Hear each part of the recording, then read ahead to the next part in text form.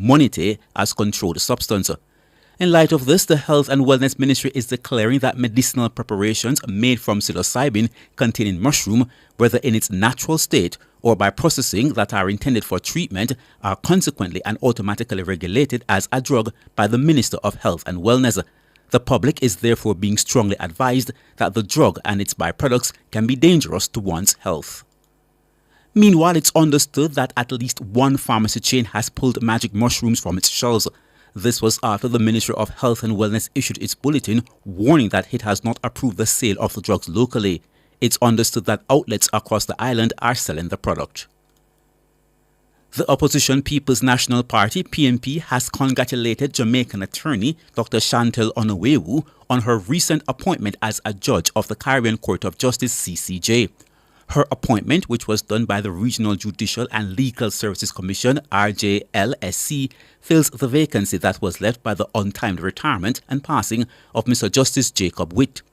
Opposition spokesperson on Justice, Senator Donna Scott Motley, welcomed the appointment, stating that the elevation to the CCJ is a moment of immense pride for Jamaica and the wider Caribbean.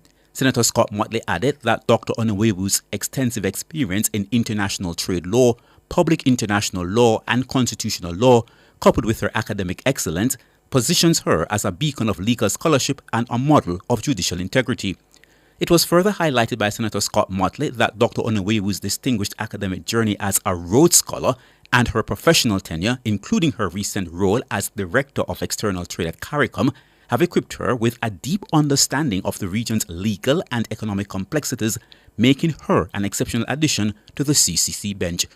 Meanwhile, the PNP has lauded the rigorous and merit-based selection process undertaken by the RJLSC, which it says reaffirms its commitment to maintaining the CCJ's reputation as a bastion of fairness, impartiality, and legal excellence. A high-powered weapon has been seized during an operation in Portland Cottage, Clarendon on Friday, August 23. A team of officers assigned to the Clarendon Police Division seized the AK-47 in a yard during an operation. Investigations are ongoing.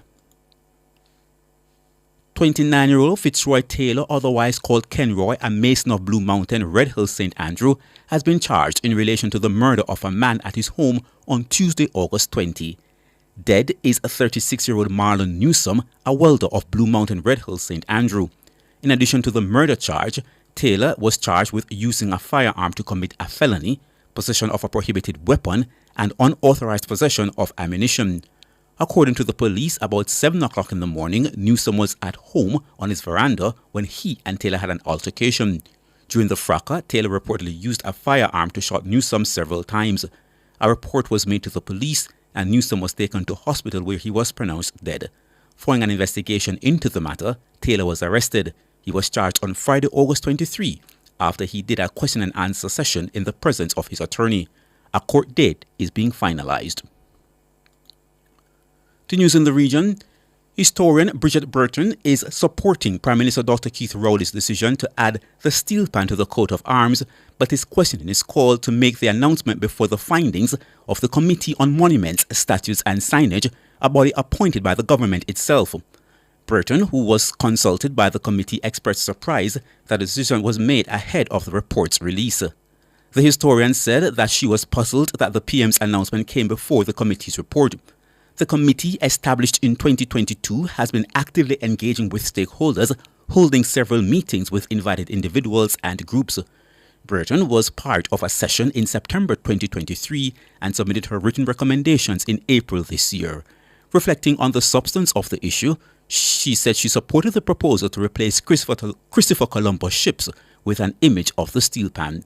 According to the historian, the ships should never have been there in the first place, but it was perhaps understandable in 1962. Now, in 2024, it's clearly inappropriate.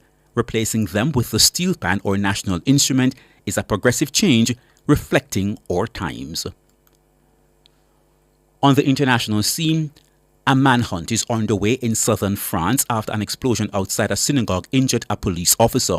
Authorities said the incident was being treated as a potential terror attack and all means were being deployed to find the perpetrator. The explosion was caused by two cars which were set alight outside the Beth Yaakov Synagogue in the resort town of La Grande Motte near Montpellier. Police were still searching for the suspect, who was reportedly carrying a Palestinian flag and possibly a handgun on Saturday evening. Police sources told French media that one of the vehicles contained a hidden gas canister. The suspect is also set fire to several entrance doors of the synagogue, officials said. The Jewish community leader, Jonathan Arif, said the incident was an attempt to kill Jews and seemed to have been timed to target Saturday morning worshippers. One police officer was injured in the explosion, which occurred between 8 and 8:30 local time. His injuries are not said to be life-threatening. 5 people, including a rabbi, were inside the synagogue at the time, authorities said. President Emmanuel Macron said the incident was a terrorist act. And now to sports. Second half goals from Thomas Soucek and Jarrod Bowen earned West Ham a first Premier League win under the new manager and condemned Crystal Palace to their first home defeat since early April. Soucek converted a loose ball inside the Palace area to give the Hammers the lead with their first effort on target after a fine work from the substitute Aaron van Bissaka down the right wing. And Bowen netted his first ever goal against Palace 5 minutes later, firing a left-footed drive inside the near post before celebrating in front of jubilant Hammers supporters. And now for a recap of the top stories making news at this hour. Jamaicans are being warned that the Ministry of Health and Wellness has not approved psilocybin mushroom-containing products for local use. At least one pharmacy chain is no longer selling magic mushrooms following the warning from the Ministry of Health. High-powered weapon has been seized in Portland Cottage following operation. Remember, you can find the news on our website at nationwideradiojm.com and on the Nationwide app available on Google Play and the App Store. News is next at 9 tomorrow morning, but stay tuned for Sports Nation Live with Wayne Walker and Alric Swaby.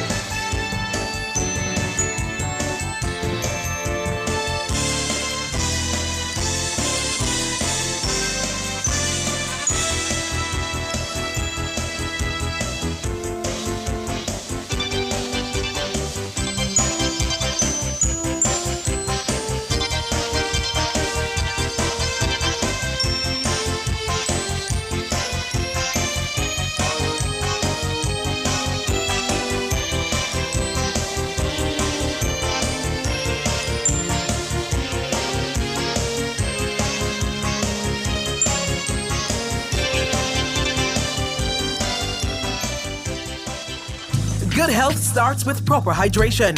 Hydrate your body with Hydrate. Hydrate is purified natural water from rocks 110 feet below the ground. You have never tasted water so great, yet so affordable. Yes, taste and experience it for yourself. Water at its best. Hydrate. Available also as purified alkaline water and ultra-purified distilled water. Bottled by LLNSCS Limited, a subsidiary of Max Pharmaceuticals. Call 876-983-6466. Pass your exams at Maths Unlimited with Exam Pass, the 3-step system to exam success. 1. Complete critical topics in teaching sessions. 2. Do past paper questions by topic in practice sessions. 3. Revise intensely with topic reviews and exam drills. CSEC, CAPE, PEP, City and Guilds, face-to-face and online. Call or WhatsApp 876-540-9281. Get ready, Ocherios! Express Fitness is coming to the Judicial Commercial Complex on August 31, 2024 with exciting perks just for you. Our gym will be open 24/7, offering state-of-the-art equipment and complete with showers and secured parking. Experience a variety of group fitness classes and become part of our supportive FitFam community. Don't miss out on this fitness revolution. Join us at Express Fitness in the Judicial Commercial Complex. Visit our website or call 1-888-FITNESS for pre-opening specials. Express Fitness, express your best self. The government of Jamaica has purchased brand new state-of-the-art buses to further enhance commuter experience, reduce wait times, comfortable seats, cool AC, and a smoother ride. Travel with the Ministry of Science, Energy, Telecommunications and Transport as they build a modern world-class transportation system to serve Jamaica even better. Join the new revolution in media, Nationwide 90 FM, for a live broadcast on Tuesday, August 27, 2024 at JUTC Portmore, hosted by the CliffViews online team. They will explore how the future of public transportation in Jamaica has evolved, bringing you more fuel-efficient, state-of-the-art buses with clean energy, making the investments for greater comfort during your daily commute while being able to track your buses in real time. That's a live broadcast of the Ministry of Science, Energy, Telecommunications and Transport's upcoming handover ceremony for the new 100 CNG buses on Nationwide 90 FM, the new revolution in media. This broadcast is sponsored by the Ministry of Science, Energy, Telecommunications and Transport. Unicomer Jamaica presents Better You, a health and wellness initiative designed to empower a healthier workforce. Tune in to Nationwide at 5 from 6 to 8 p.m. on Wednesday, August 28, 2024, as we come to you live from Unicomer's Better You Health Fair and launch. Don't miss all the excitement and highlights as we learn more about how Unicomer invests in the health and well-being of its employees. Health checks, nutrition tips, exercise classes, free medicals for the kids, games, giveaways, and enough prizes. Don't miss Better You, promoting a healthier you to a better you. That's a live broadcast of Nationwide at 5 from 6 to 8 p.m. on August 28, 2024. All this and more only on Nationwide 90 FM, the new revolution in media. This broadcast is brought to you by Unicomer. Tune in to Nationwide 90 FM, the new revolution in media. Stay ahead of the curve with our cutting-edge reporting and accurate breaking news coverage. We're having an earthquake. Oh, God. Hear it here first on Nationwide 90 FM. Is that really CliffViews talking? Tune in, turn up the volume, and listen. We bring a mix of news, entertainment, and sports to your lives. Nationwide 90 FM's live and continuous coverage of the World Championships in Budapest, Hungary. News and discussions week mornings. Coming up in the news at 6 for this morning. Entertainment in the afternoons, then news again in the evenings. Nationwide news at this hour, fired. Also, tune in to the entertainment and sports shows in the nights and on the weekends. It is Boy Things After Dark right here on Nationwide 90 FM. Everything is news, from current affairs and entertainment to sports, business, and other categories. Nationwide 90 FM. This is Beanie Man. Give it to them. Zaga, Zen. From every whisper to every commotion. That's rubbish. The KSAMC cannot investigate itself. Was CliffViews really talking like that? Every news story unfolds here first at Nationwide 90 FM, the new revolution in media. Every sound is a story, and every story we share is news.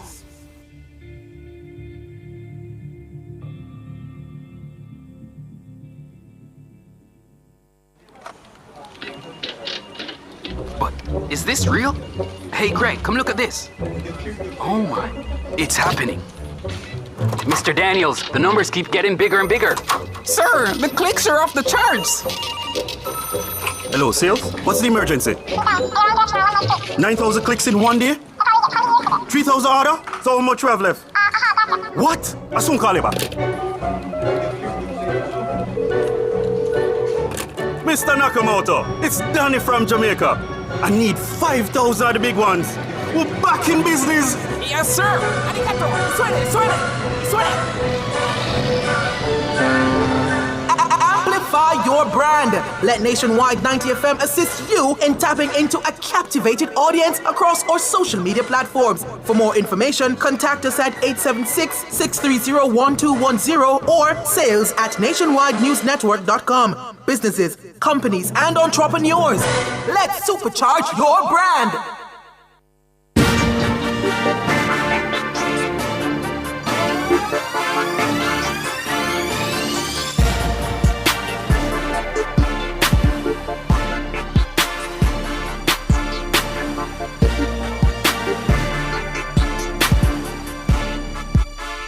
Hello, good afternoon. It's Saturday, August 23 in the year 2024.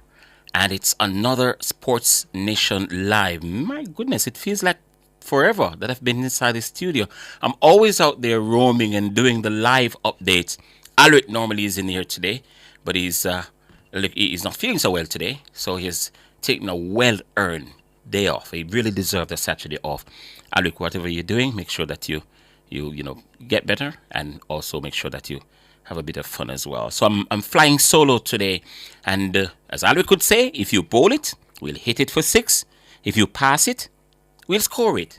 Give us a pool and we'll dive right in. Well, you not me, I can't swim.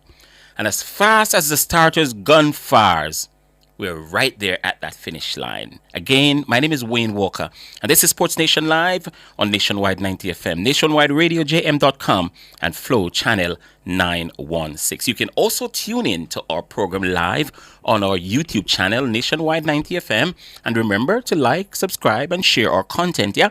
And we open the lines at 7:30. I tell you what, we're going to do things a little different today. Because it's my first show back up from the Olympic Games, a number of you have been asking me about my experience in Paris. And we don't have another forum or a different forum from this one where I could talk to you about it if you're so inclined, if you want to hear about my experiences and some of the stuff that we didn't discuss on the various programs while I was in Paris. Feel free at any time during the course of the show if you want to call and talk to me about that, or whatever sporting topic that's on your mind. So while we normally open the line at 7:30, we're still going to keep that. But we're going to give you an opportunity because we know that there are times something might flash in your mind while we're on and you want to have a chat about it. We've got 3 hours, so we must confine either 1 or 2 spaces in the 3 hours to sort of interact with you if you want to call us and talk to us about it. But for sure, at 7:30, without question, we're dedicating that last half hour of the show to you, the listeners. So call us whenever you feel like during the course of the show. Clearly not when we're doing an interview with someone. Once the interviews are out of the way or the features are out of the way, you can call us and have a chat with us. Whatever you want to talk about. There's so many things to talk about. So many things. The sporting schedule and calendar is jam-packed, and every second of the day there's something. So feel free. And let me give you the numbers now that I'm telling you about it. It's 876 630-9371, 876-630-9372, 630-9373, and 630-9374. We've also got, I think it's a digital line, right? 618-8255. That's 618-8255. Feel free right throughout the program. Whatever you want to talk about, let's talk about it, yeah? We've got enough time to interact with you while we give you our packaged show that we've put together. All right, we'll also have some giveaways. Yeah, we've got some giveaways. Gift baskets, courtesy of Sunshine Snacks, and a gift bag, courtesy of Fosrich. I suppose these are leftovers from the Olympic giveaways, right? Yeah. So right there you go.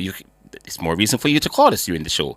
All right, so we've got the gift basket, courtesy of Sunshine Snacks, and a gift bag, courtesy of Fosrich. I wonder what's in the Fosrich bag. I can guess what's in the Sunshine Snacks because I consume the product, so I know that. Yeah, and I've already given you the numbers, but just for your sake, let me do it again. Now that you've heard that we have giveaways, you might be more inclined to call and have a chat with us about it. So again, 630-9371. That's 630-9371, and it goes up to 4-93723, and it goes up to 4. And coming up on the show, we've got a lot for you. Yeah, there's quite a lot. We're going to be talking about badminton. We're going to talk swimming. There's football. We're going to be talking cricket as well. But as usual, we get the show on the way with athletics lesson from 1 Corinthians 9, verse 24. 1 Corinthians 9 verse 24. Do you not know that in a race all the runners run, but only one gets the prize? Run in such a way as to get the prize. Did you notice when reading this verse that it doesn't say you must win or you will win? It is actually telling us that the kind of effort and dedication victory requires. Competing with integrity is the key here. Anyone can cheat and win, but what does that do us morally? It's not about winning at all costs or abandoning your values to do anything it takes to win. This is telling us we need to perform to our absolute best and have the self-discipline to compete in a focused, well-practiced, and strategic manner. If we do that, we will perform in such a way that will be nearly impossible to beat. Will we get beat sometimes? Absolutely. However, In performing with honor, we can feel victorious even in a loss.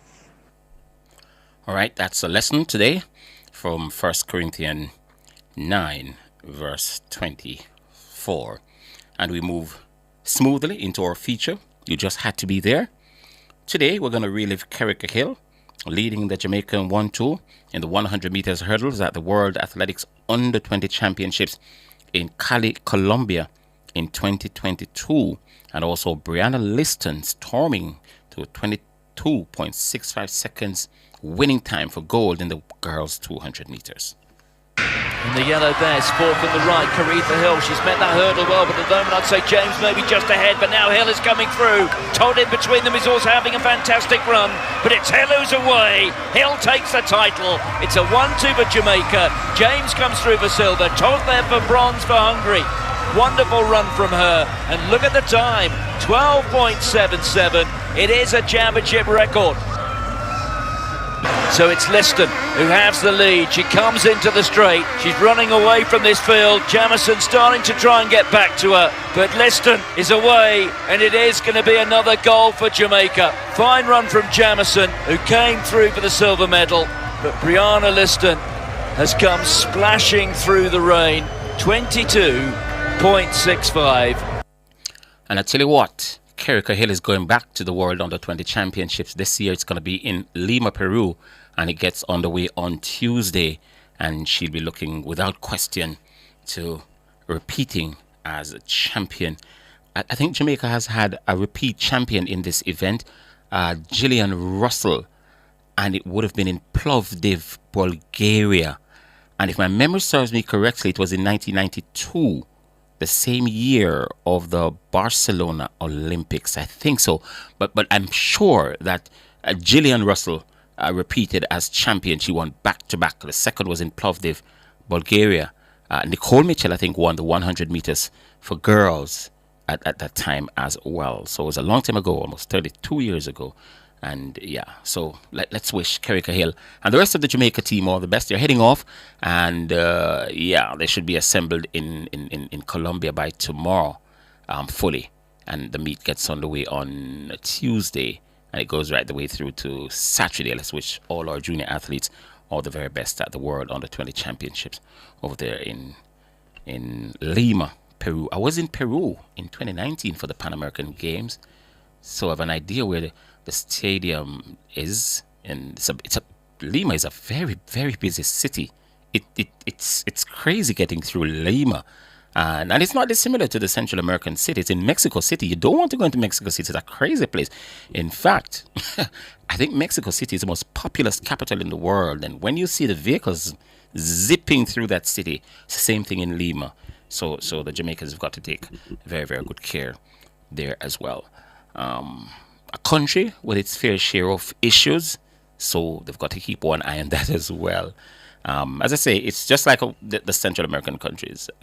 You just have to take care, really, really. But I was in Lima, I was in Peru like 3 or so years ago with the team for the Pan American Championships. All right, what we're going to do now, we're going to go straight into the show, and I think we're going to be talking to Joseph Reds Pereira. But before we do all of that, we're going to take a little breather, take a break, get some money from commercials, and then come back and get the show on the way proper.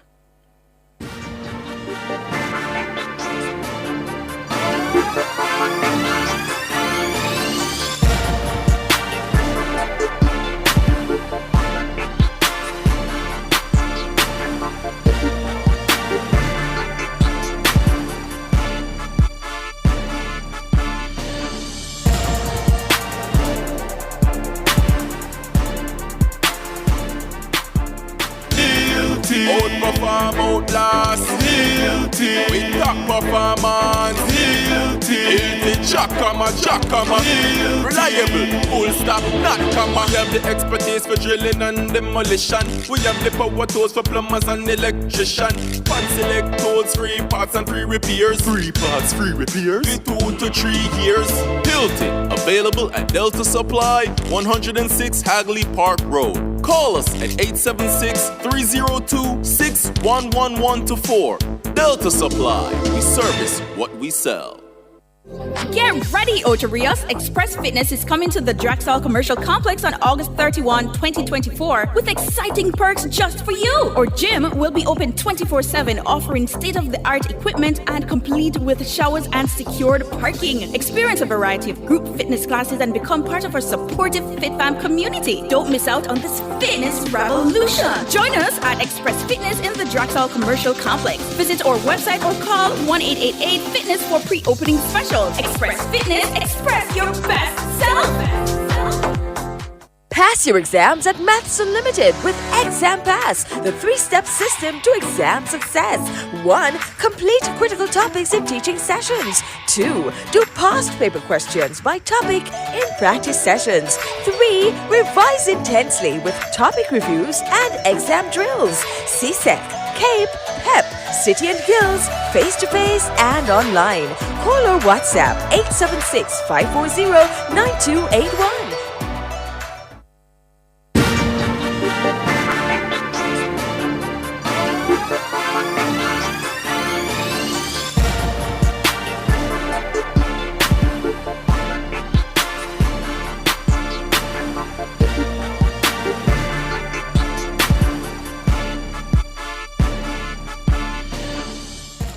Welcome back to Sports Nation Live, and we're trying to make connection with Reds Pereira because tomorrow is the second of 3 T20 matches between the West Indies and South Africa.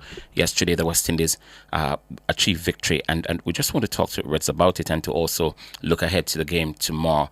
And the West Indies were very impressive in victory yesterday.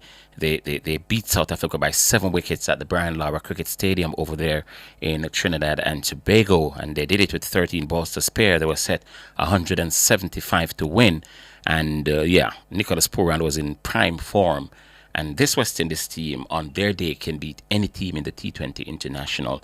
The unfortunate thing is that it's not always their day. Well, it's not always any team's or country's day, but the West Indies days, they're so far and few between. Yeah. So until we get Reds, because we're still trying to get hold of him, we want to look at some of the matches today in the English Premier League. I think we've now made connection with Reds. Happy we were able to do so, man. So we can look at the Premier League. And a lot of people don't want to go into the Premier League yet, because when we see this morning, never now, big sweet pepper team. This team has become such a joke. But anyway, we're going to rip into them later on. Make we talk to Reds. Mr. Pereira, how are you, sir? Hello, Reds. We have Reds on the line. He's not hearing me. Mr. Pereira? Yes, good afternoon. Good afternoon to you, sir. How are you? Oh, just kind of square-eyed from watching a lot of cricket last night and watching the Premier League from England, which thankfully has come back to St. Lucia. Before that, we had to go to a sports bar. It's much more comfortable. Yes. To watch it in your comfort of your home. And so you're my old team won 4-0. Spurs won 4-0. Yu Sung-min scored twice, right? Pardon? Yeon Sing-min, the Korean captain, he scored twice. Yes. And Yiz Basuma scored one as well. Yeah, I saw a couple of the goals just a few minutes ago as I was waiting for your call. And Christian Romero scored the other. Those were the goal scorers. I mean, they played all over the opposition in the first game. They played lead. They should have been 4 up at halftime. Yeah, but that's Spurs for you. It's my North London rival, and I don't care much about them. I really don't. No, but Spurs need to have the killer instinct. They've never had it, They've never had it, which is why they've never won the title. Mm-hmm. They had it in 62. It's a joke team, man. It's a joke. When they really had a great team. Yes, it's a joke. But that's a long time ago. Have you seen a better Spurs team than the one with Garth Crooks and Glenn Hoddle and those? Yes, sure, definitely. You would have believed that Spurs team was the best team you've seen, right? The one in 62 was led by Bobby Smith. Oh, Bobby was the captain of that one. Kind of traditional English center forward. No skills, but he had goal sense. Yeah. They had the great John White, the Scottish international. It says the shadow. Old-fashioned English players, eh? He died an awful death where he was playing golf and lightning flashed and he pulled his clubs under a tree and that killed him. Yeah.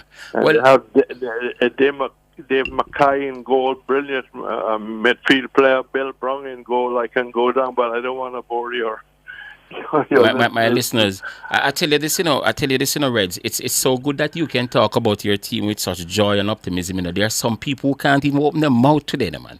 I saw them this morning. I jumped up this morning believing that the great Arsenal was playing at 6:30. But I wasn't vexed. I mean, I was treated to something much better because I watched Manchester United lose this morning. So it was really a good day for me, And whenever they lose a football match, I'm always happy. Hello? Yes, I'm just saying to you. I lost you there a little bit. Yes, I'm just repeating it. This morning I woke up, I thought the Arsenal game was at 6:30. Instead it was 11:30. But I wasn't disappointed because I saw Manchester United losing. So that was a good day for me. It was not a good day for you. It is a good day for me. Man United lost and Arsenal went down to Aston Villa to win 2-0. You don't win at Aston Villa. And we went down there this morning and beat them 2-0. And Manchester United lost to Brighton. I mean, Villa was one of the very promising sides of last year. Yeah, we ripped them apart this morning. We ripped them apart literally. Did the Jamaican international play for Villa? Leon, yes, he played this morning. He was substituted, but he played up deep into the second half. Yes. Well, can they be winners this year? I mean, the Manchester City, the last two Premier League season, it had nothing to do with Manchester City. It was more what Arsenal did. There was no way Arsenal should have lost the title those last 2 years. But give credit to City, they won it. But it had very little to do with what they did. Mm-hmm. But let's see. This year, I think Arsenal is well stocked and ready to win it. Yeah. I think they're going to win it. Yeah. All right. We've diverted from your favorite sport, and let's get to it now. Cricket. Yesterday, the West Indies never failed to look good in T20 internationals. They really look bad. They are one of the best T20 countries in the world. The problem is that they're inconsistent, and they need to just get it together more often than not because they have what it takes. And yesterday was another good example of that. They won quite impressively by 7 wickets yesterday. Yes, very good start, and then Atenez, a young man being tried as an opener after not having the best of the test game, and there's some debate on the social media about whether he should be playing the white ball game straight away. The feeling that he should develop the red ball game, but I mean he's there, so you can't change the slice of bread. Mm-hmm. And Hope, again, looked very, very solid.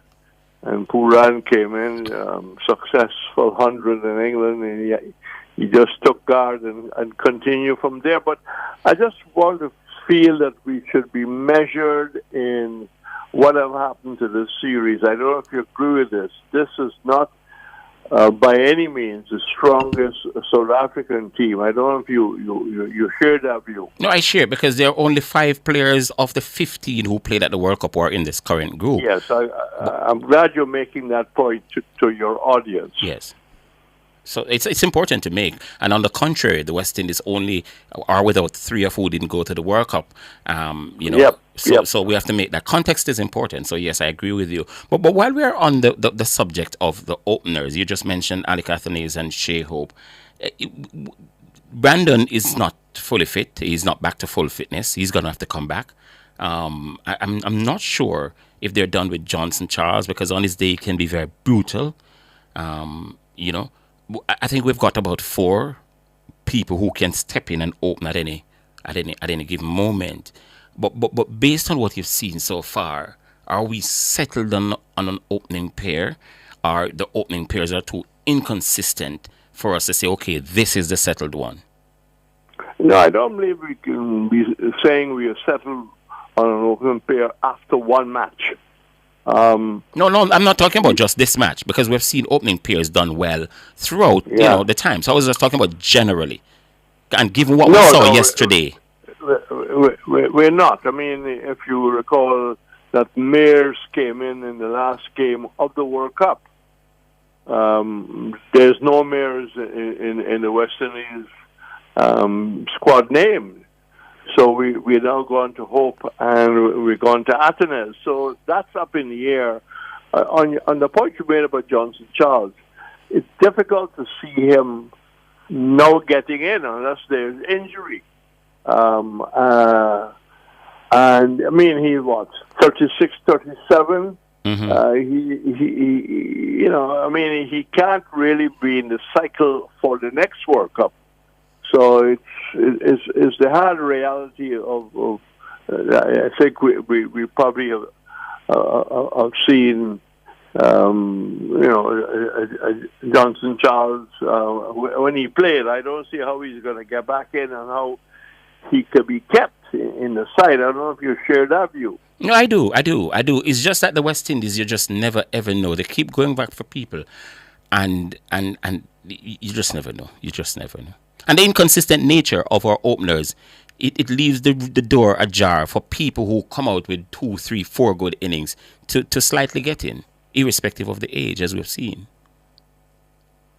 I mean, we've had some outstanding openers. I mean, the Fredericks Gordon Greenwich combination was outstanding. After Fredericks departed in 78, 79, Desmond Haynes got in against Australia in Antigua and didn't look back. And I would think if you really go back a bit, Conrad Hunt would have played very good white ball cricket. I have no doubt about that. Yeah. But that is still something. That's a process that will go on for a while until we're losing you. Right? Hello? No, I was losing you. You're back now. Yeah, until Atenes shows that he can play all the formats. They will probably keep looking for a partner with Hope.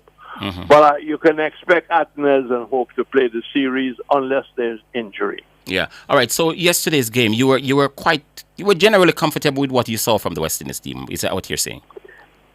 Yes. I thought the first wicket of all, the new South African keeper.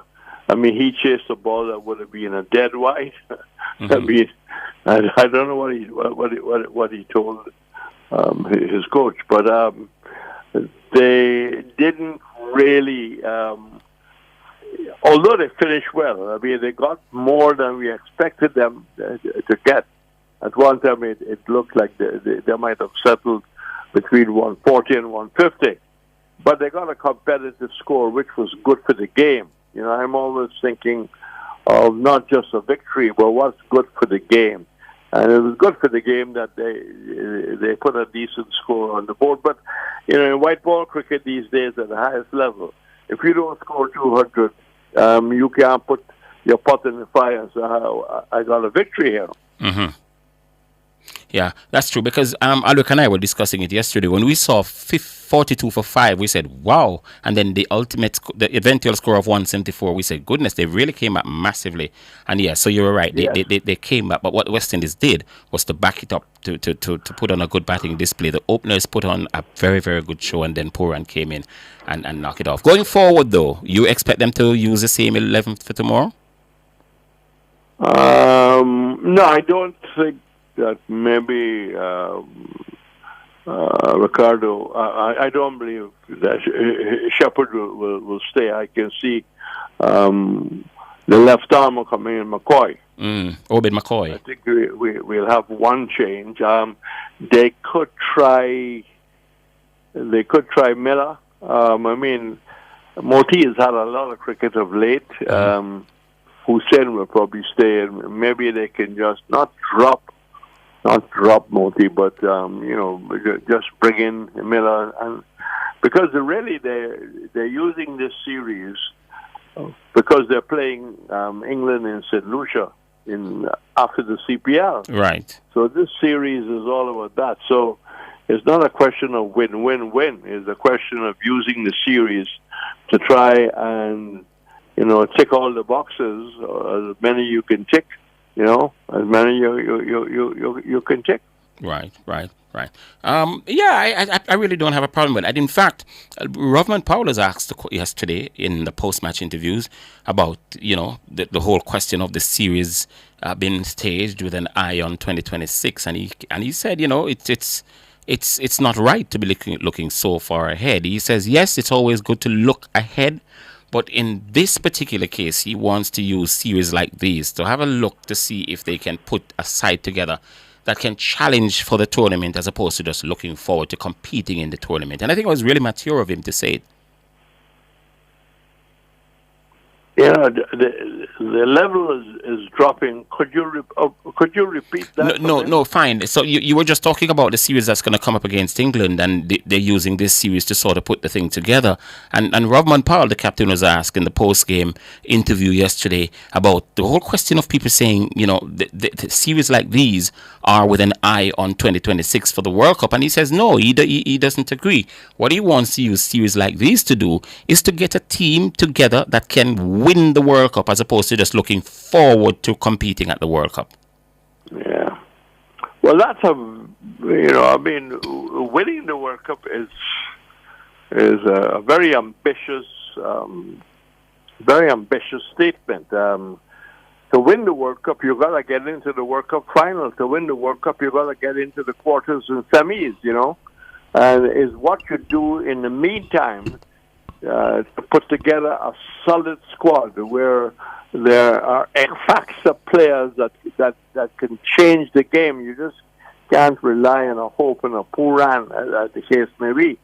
But I would think that where England brought a fairly inexperienced side the last time we played England here with a lot of players missing, I think England would be probably bringing and having a clear idea of where they want to be with their franchise squad. England is going to be bringing a very strong squad. So I think it's going to be a great test. The conditions in St. Lucia should offer a fairly high-scoring game.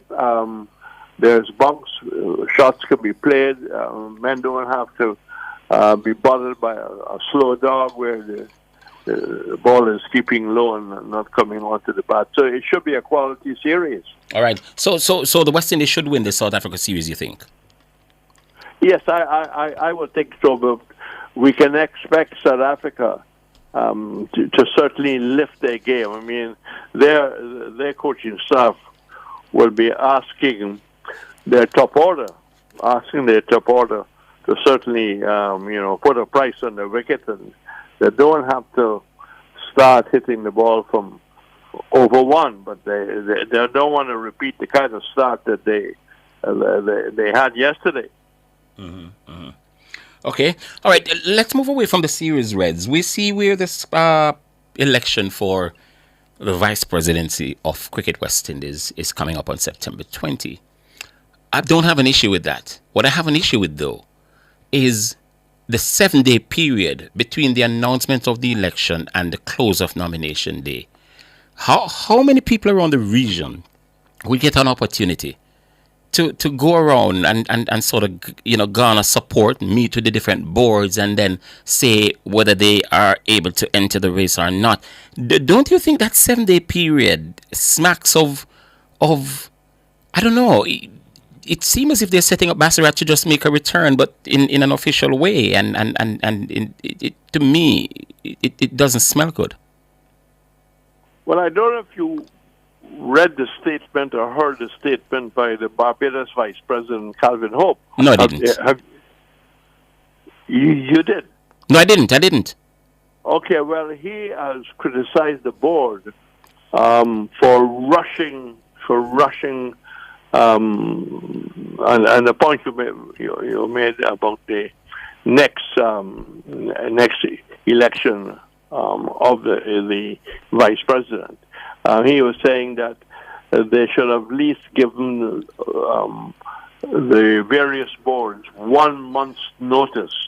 So if anybody was interested and had the backing of a board that nominations could be held.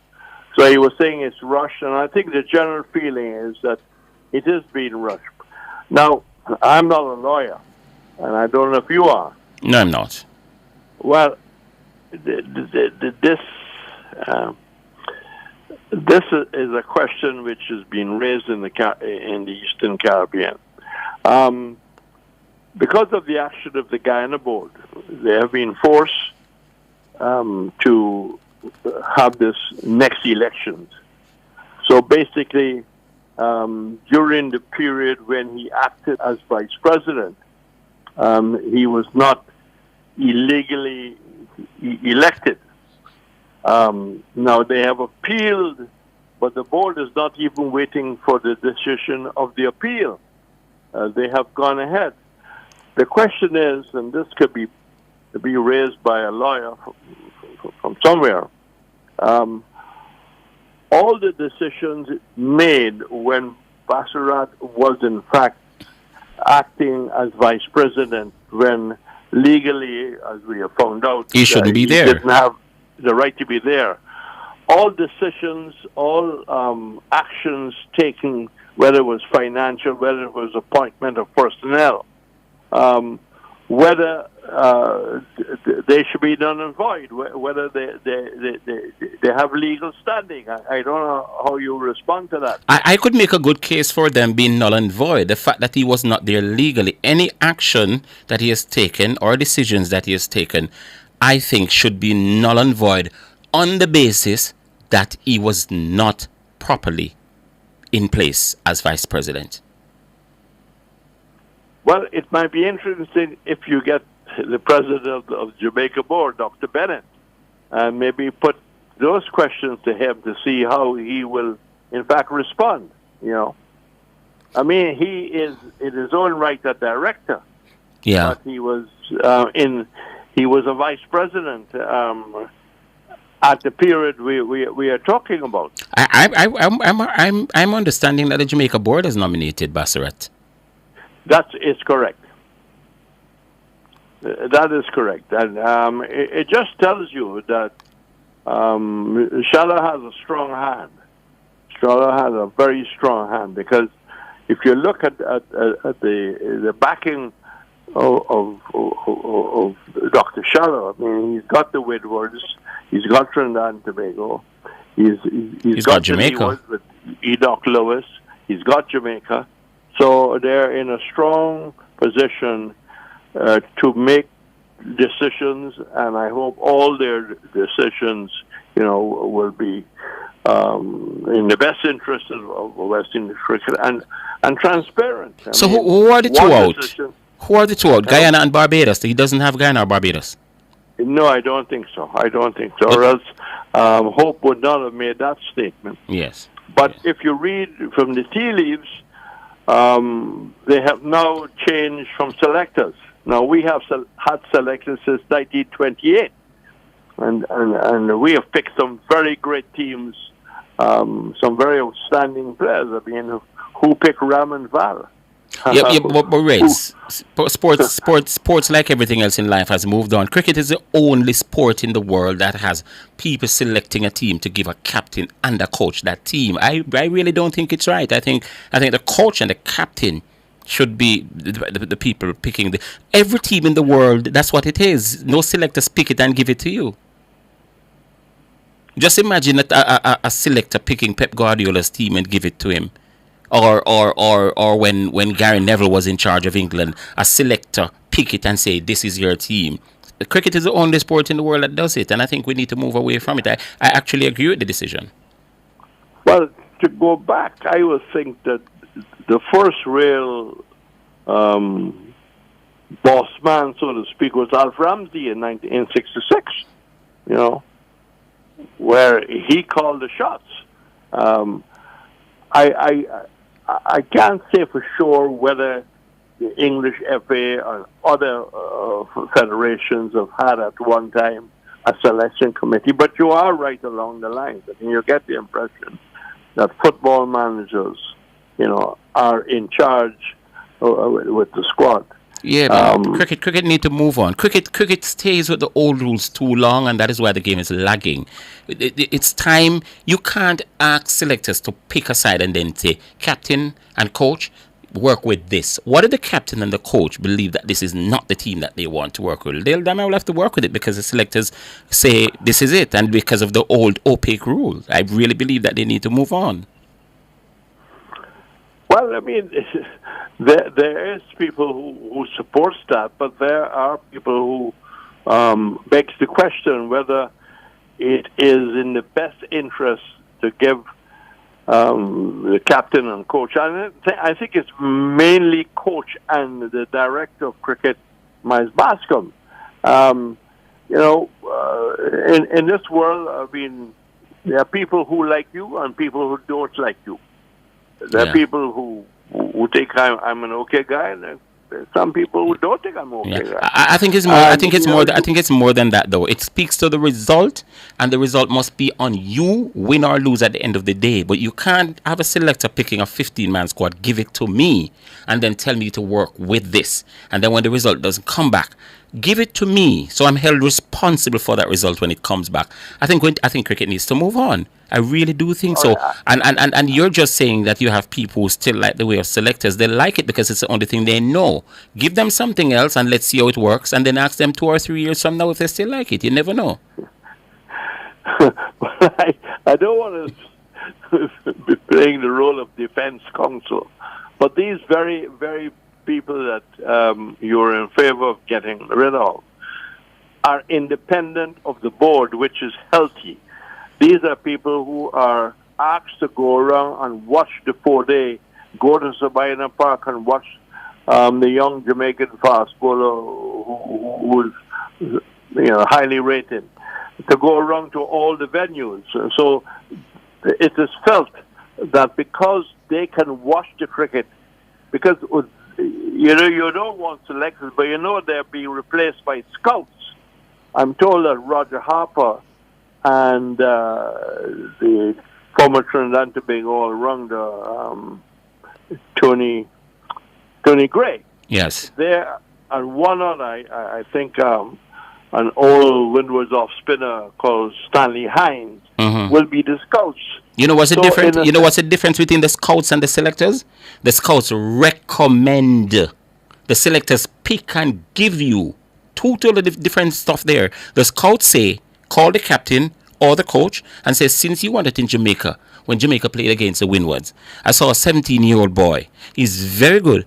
I suggest you take a look at him. The coach and captain look at him and either decide whether they're going to go or not. With the selectors, they pick and give you different thing. All right, my brother, we can agree or disagree. You seem to be sold on it. I have my apprehensions. I have my apprehensions. We will wait and see what. I just want to say that no other test play country in the world uses the system we are presently using, but I'll say no more. Reds, let me ask you a question. When does Julian Alfred come home? Well, she's running tomorrow. Yes, in Poland. Yes, I think she's got 2 races after that. But I think the negotiations are going on now, so they can plan a proper welcome. Because I ask ideally, it should be on a weekend because school could be reopening sometime in September. So that is not known yet. There's supposed to be a holiday, which has been announced by the Prime Minister. But I think right now they're trying to work out with her management team. The reason why I ask you is, so I was with her in Paris, and every night when she would come upstairs, for our interview, we would talk. I would ask her. I said, "Can you imagine what's going to happen when you get back home?" So we talk about it a lot because I see her almost every night. And so we had Prime Minister Philip Pierre on Nationwide twice during the Olympics. He was live on the show here, in our Olympic show. When she won the 100, we spoke with him immediately after. In fact, he was painting the picture of what was happening in the country live as it was happening.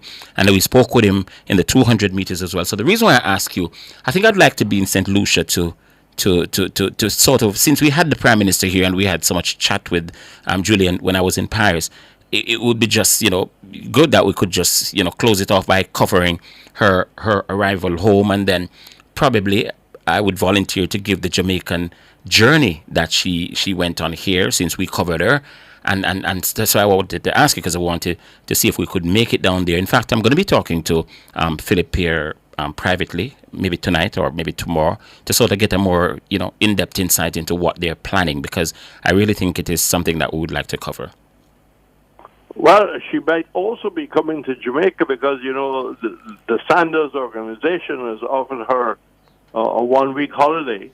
I suppose not her alone, with maybe some of her family members. So she might well have decided to choose Montego Bay or Negril or over the Sandals in St. Lucia. All that. Pardon? Over the Sandals in St. Lucia. No, I think this came from the top of sandals. Yeah, but I'm saying, does she have a choice which of the sandals she use? Oh, she has a choice. It's open to her. So so she might use the one in St. Lucia too, right?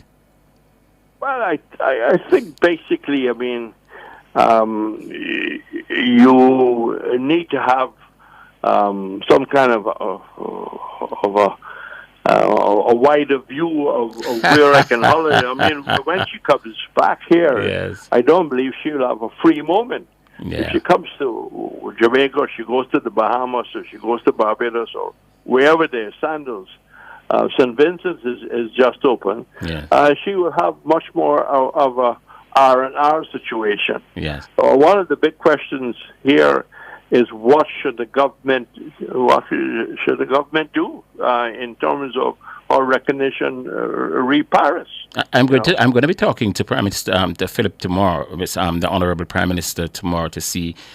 Let's see if he can tell me what he has in mind, because, as I say, I'm looking at it with the view of to see if we could be there. Not sure yet. We don't know what the cost is going to be, but I just think because we had him twice live on the show here, and we followed Julian here in Jamaica, plus we were with her in Paris, we just figured that we'll just go the journey with her. So I'm going to talk to him tomorrow night and find out. I can offer you my suggestion. You have the ears of the Prime Minister, Rez, I'm sure. Pardon?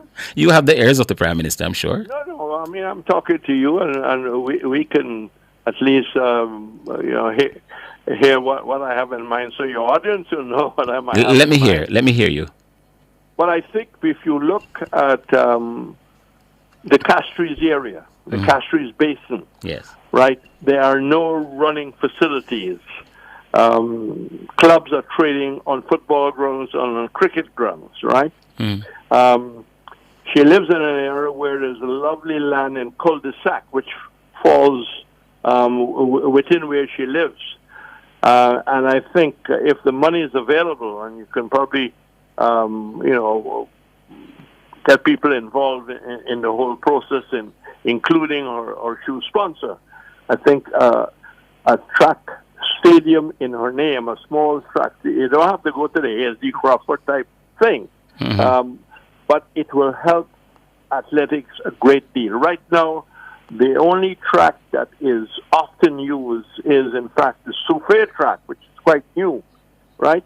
But need to build up its facilities, needs to have all the technical stuff to, do live television and maybe live radio. More accommodation for the athletes and things like that. More accommodation if you have a 2-day meet. Yeah. The stadium, which was built in View Fort, is still a hospital and will be a hospital still at maybe the end of the year, into January. So it's like, imagine Kingston, Jamaica, and you have no place to train properly. They have to use the cricket ground, Sabina Park, Melbourne, or where. And they have to go outside, and that's the point I'm making. All right. So do you... 180,000 people having a gold medal winner at the Olympics it's worth something special. No, and I agree with you. So the country is looking forward to her return? Oh, yeah, sure. Yeah. I think we need to be there. You know, I was helping the Sandals group to put on a sixes competition between the three properties. And the whole thing started at 10 o'clock, and it was, the Grand versus Halcyon, the Grand versus Latok, and they're playing a round robin. Mm-hmm. And when the race was scheduled, the whole thing stopped, and every player, every official came in to watch the race. And I have never seen St. Lucians cry in joy. I mean, it was the spontaneous. I mean, the people were going mad when she crossed the finishing line. Yes, it's hard. It's very hard for me to really do justice. There was a mini carnival, jumping up, people hugging each other, spun them. No, nobody just faking it. Mm-hmm. I mean, so that's the question. I think school children will be involved, and it will be a massive undertaking. They really have to plan it very carefully, because you don't get a 100-meter runner winning the Olympics every day, every other day in St. Lucia. And look what happened to the 200-meter winner in Africa. Yeah, let's see Tobago. Let's see Tobago. Yeah. Well, tell you what, I see her winning more world championship and Olympic medals. She's that good. And if you go big now, you're gonna have to be prepared to go bigger the next time, because I see her winning more of these medals. 23 years yes, of age. I see her winning more of these medals. She's really, really quite good. a lot of St. Lucia talent in the U.S. college system, like Jamaica's had for many years. Yes, they have the potential to put together a decent 4x1 at the Pan Am Games level, at the CSC level. Yes, and I would think that they would be trying to have a 4x1 for LA in the next Olympics. Mm-hmm. All right, Reds, as I say, so by the way, do you mind me telling Prime Minister Pierre when I talk with him about the suggestions that you made? Yes. I've said it publicly, but I mean, he doesn't have to hear. He doesn't have to tune into it. But, you know, I think that a track and field facility in our name where she can have her own international events, you know. Okay. You know. All right. I mean, Grenada is going to have the Tarani James Internationals. And, you know, the sky is the limit if you have a name like that. And she's going to help the St. Lucia Tourist Board a great deal. Without question. You can Listen, put man. your pot on the fire. Yeah, man, you've got a champion in your midst, man. And I tell you what, I'd love to be there for the celebration. And let's see how we work this out. I think it would be a good thing for us. Let's see how it goes, right? Listen, man, thanks for talking to us. I'm sure we're going to be catching up. Thank you. But you could mention that we chatted to Prime Minister Pierre. Yeah, man, I definitely will, because I was supposed to talk to him this morning, but I was watching the Arsenal game. But I'll definitely talk to him either tonight or tomorrow morning. And I hope she runs well tomorrow. Yeah, she's in Celestia. She's in Poland. Yeah. Right, thanks, man. All right. Take care. Bye. Good night to Jamaica. Not a problem. All the best to you. We're going to go for a break here, listening to Sports Nation Live right here on Nationwide 90 FM. I'm Wayne Walker. I'm flying solo today. The Honorable Alric Swaby is not here today, not feeling so well. I'm sure he's going to be back fully fit come the next working week. Let's go for a break and come back.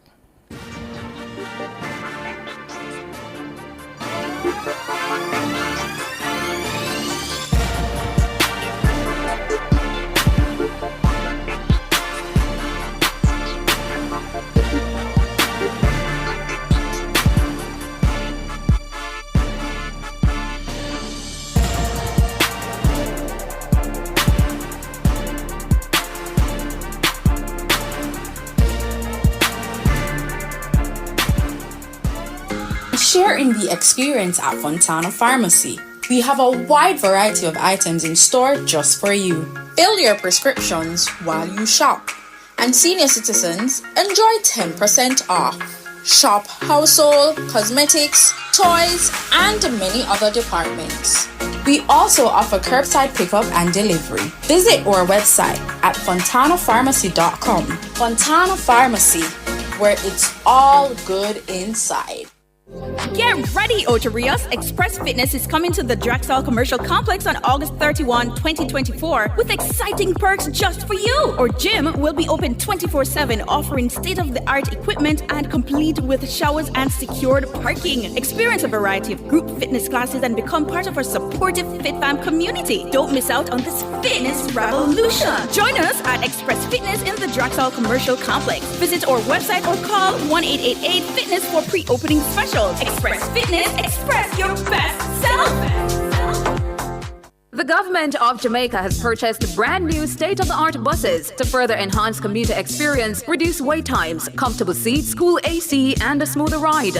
Travel with the Ministry of Science, Energy, Telecommunications and Transport as they build a modern world-class transportation system to serve Jamaica even better. Join the new revolution in media, Nationwide 90 FM, for a live broadcast on Tuesday, August 27, 2024 at JUTC Portmore, hosted by the CliffViews online team. They will explore how the future of public transportation in Jamaica has evolved, bringing you more fuel-efficient, state-of-the-art buses with clean energy, making the investments for greater comfort during your daily commute while being able to track your buses in real time. That's a live broadcast of the Ministry of Science, Energy, Telecommunications and Transport's upcoming handover ceremony for the new 100 CNG buses on Nationwide 90 FM, the new revolution in media.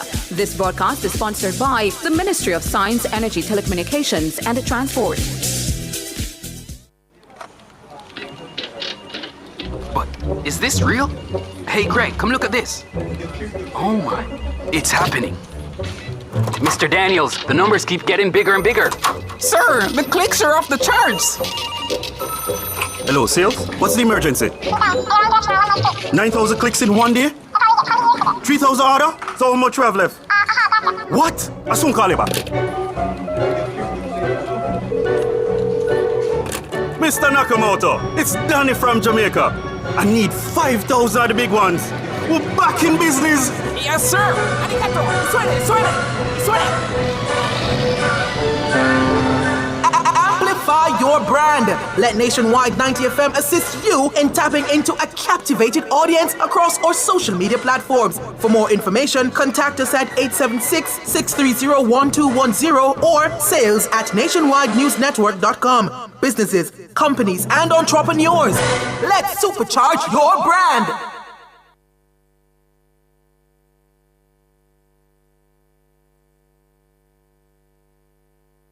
Unicomer Jamaica presents Better You, a health and wellness initiative designed to empower a healthier workforce. Tune in to Nationwide at 5 from 6 to 8 p.m. on Wednesday, August 28, 2024, as we come to you live from Unicomer's Better You Health Fair and Launch. Don't miss all the excitement and highlights as we learn more about how Unicomer invests in the health and well-being of its employees. Health checks, nutrition tips, exercise classes, free medicals for the kids, games, giveaways, and enough prizes.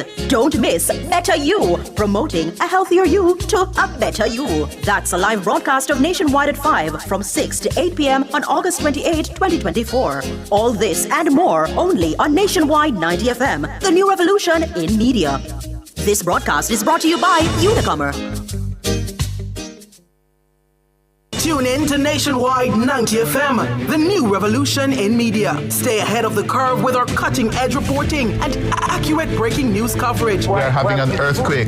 Oh, God. Hear it here first on Nationwide 90 FM. Is that really CliffViews talking? Tune in, turn up the volume, and listen. We bring a mix of news, entertainment, and sports to your lives. Nationwide 90 FM's live and continuous coverage of the World Championships in Budapest, Hungary. News and discussions week mornings. Coming up in the news at 6 for this morning. Entertainment in the afternoons, then news again in the evenings. Nationwide news at this hour. Fired. Also, tune in to the entertainment and sports shows in the nights and on the weekends. It is Boy Things After Dark right here on Nationwide 90 FM. Everything is news, from current affairs and entertainment to sports, business, and other categories. Nationwide 90 FM. This is Beanie Man. Give it to them. Zaga, Zen. From every whisper to every commotion. That's rubbish. The KSAMC cannot investigate itself. Was CliffViews really talking like that? Every news story unfolds here first at Nationwide 90 FM, the new revolution in media. Every sound is a story, and every story we share is news.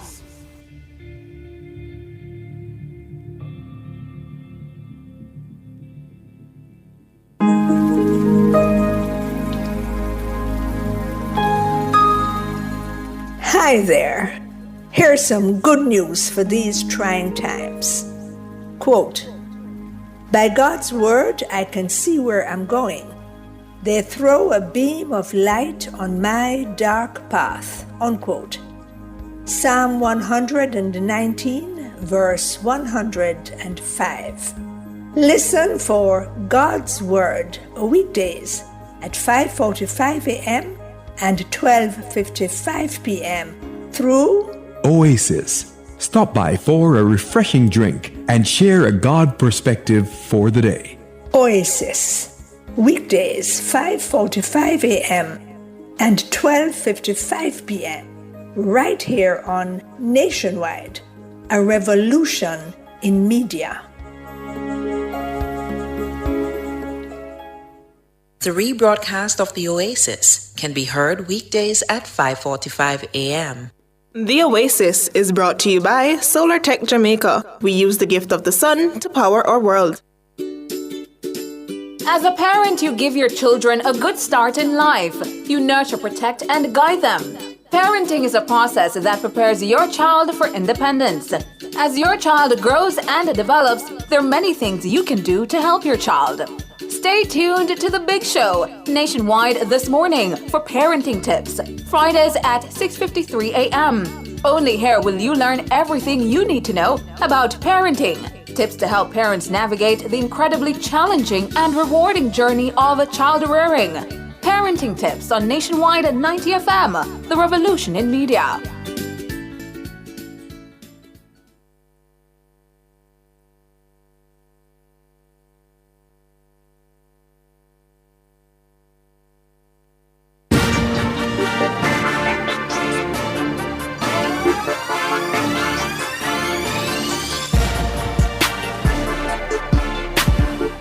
Welcome back to Sports Nation Live, right here on Nationwide 90 FM. I'm Wayne Walker. Well, the schoolboy football season, the 2024 Easter schoolboy football season, is set to get underway on September 7th. So not the coming weekend, but the weekend after. Yeah? And quite a lot will be happening. I think there are 40 schools in the Manning Cup, and there are 85 in the Costa Cup. And it's a huge, huge undertaking planning the schoolboy football season, let alone executing it. But ISA has somehow found a way to do it year in, year out, and they've become expert at doing it. And the launch was held this week, up at the National Stadium East Field. I think it was on Tuesday. And all the details of the 2024 season was disseminated. In fact, not all, because we still have not yet gotten a start date for the Champions Cup. And those are the finer details, but we know what the format for the Champions Cup is going to be, and so on and so forth. I think the only thing outstanding is a start time or start date for the Champions Cup. But everything else is okay. September 7th, the opening day, 3 games to be televised live from Montego Bay, the defending champion in the Manning Cup. Mona will take on Waterford in the first game at 2. Then there's going to be Clarendon College, the Costa Cup champions, against Edwin Allen. That game comes at around 4:30.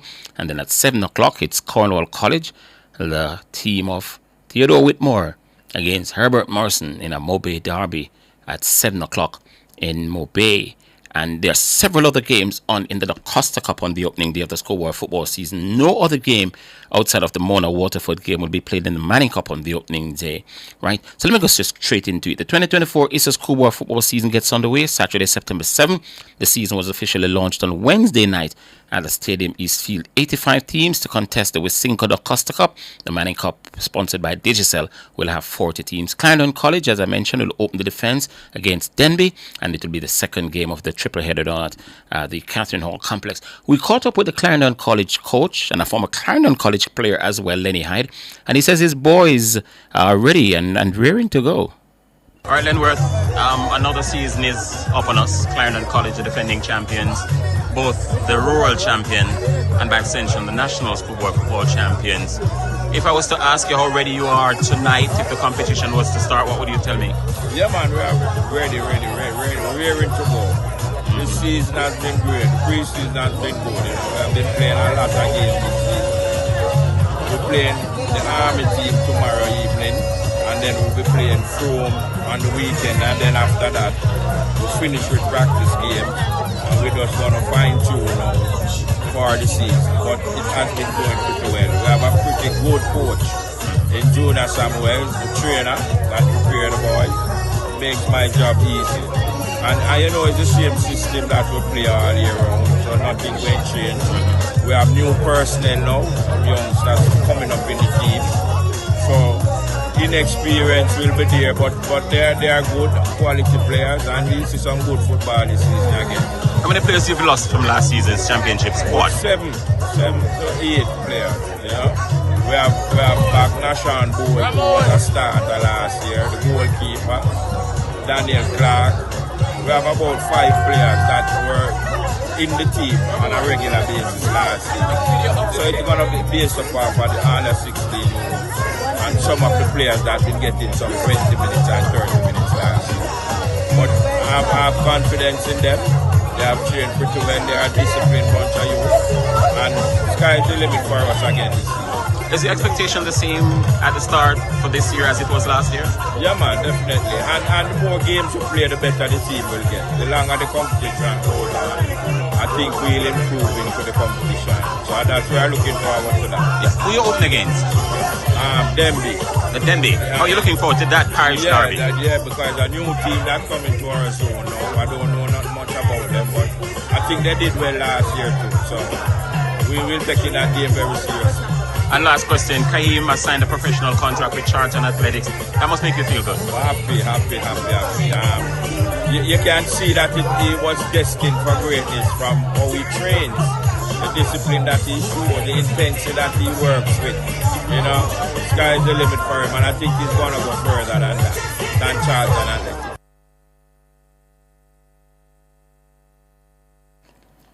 That's Lenworth Teacher Hyde, coach of Clarendon College. Now, the Manning Cup champions, Mona, as I mentioned, they'll be playing the opening game of the triple header. They take on Waterford. And their coach, Craig Butler, says he's confident of winning, making a winning start.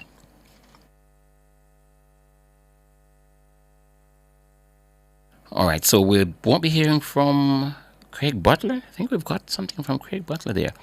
Anyway, Cornwall College and Herbert Morrison will square off in the feature game now. Champions Cup featuring the 4 semi-finalists in both Manning and Augusta Cups will get underway at a date to be announced.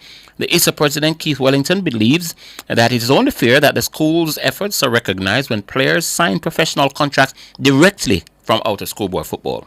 All right, Keith, a new season of schoolboy football is approaching. In just a matter of weeks, we'll be on the way again for what you expect to be another unforgettable season. As president of the association that's facilitating this, how are you looking forward to it? I'm looking forward to it with great enthusiasm. I have a little thing in my office that says there are 2 times of the year, football season and waiting on football season to start. So I'm happy that I'm coming to the end of the waiting period. We're really excited at the prospects for this coming season based on what has transpired over the last few years in terms of the rebuilding of our football program. Yeah, we've seen a great deal on our television screens. We hear over the airways, whether by radio or social media, but the sort of work that goes into getting it going, does it get harder or it's easy because you've repeated it so many times? It's a challenge. It's a challenge, but I'm really proud of the team that we have at ISA and the relationship that we have with our sponsors, because all of this is something that is done as a team, and I think that has made it a lot easier. A lot of the things that we see is the ideas coming from different places and coming together as part of a team effort. So while it's challenging because we want to do so well, but it is work that I think I must be proud of how it is being accomplished by our team members. Mm-hmm. One of the things that you mentioned in your speech is the 2 Jamaicans who have gone on to sign professional contracts directly out of the ISA schoolboy football season, Kahim and Dujan. What does that say about ISA and the way it has organized and put together competitions like these where schoolboys, students literally, leave from the classroom into the highest leagues in the world? Well, I think that the first thing it really says is that we have immense talent in Jamaica, And I think specifically for ISA, it says that we are at least doing a decent job of exposing those talents, giving the opportunities to our young people to showcase that talent. I think that the partnerships that we have as well with our various media partners, because what has happened over the last, I would say, decade and a half, is that much of what has been that has taken place on the field, we are able to record it, and with what is happening in this digital age, people are able to look closely at the talent and what the players are doing. If it's the other sports, if track and field, it's the same thing, where media has helped us to expose these talents and to ensure that they can get the opportunities that are out there. But as principals, we would want to encourage our students to ensure that the pathways that are available to them, they make use of it by not just participating in these sporting activities, in this case football, but also doing the developmental work in terms of their personalities, in terms of their attitude that will make them successful. Finally, I know that it is still amateur because you're playing at the school level. And whereas at the professional level, the players, whenever they move on to these big clubs, the parent clubs in the country from which they come benefit. ISA, I'm sure, will do well when the players move directly from ISA competition to there. Is there anything in the works, or is there anything in place? I mean, yes, it's amateur, so that might technically be difficult. But you see where I'm going? Well, I understand what you're saying, and I think that is something that we really have to have a discussion around. Maybe not even for ISA itself, but the schools, because I think that the schools really invest a lot. And although they are amateurs, there is a stipulation that when you sign your first professional contract, then whomever you train with, I think up to the age of 16, should benefit. I know that there are clubs that some of these players are assigned to, many of these players are assigned to.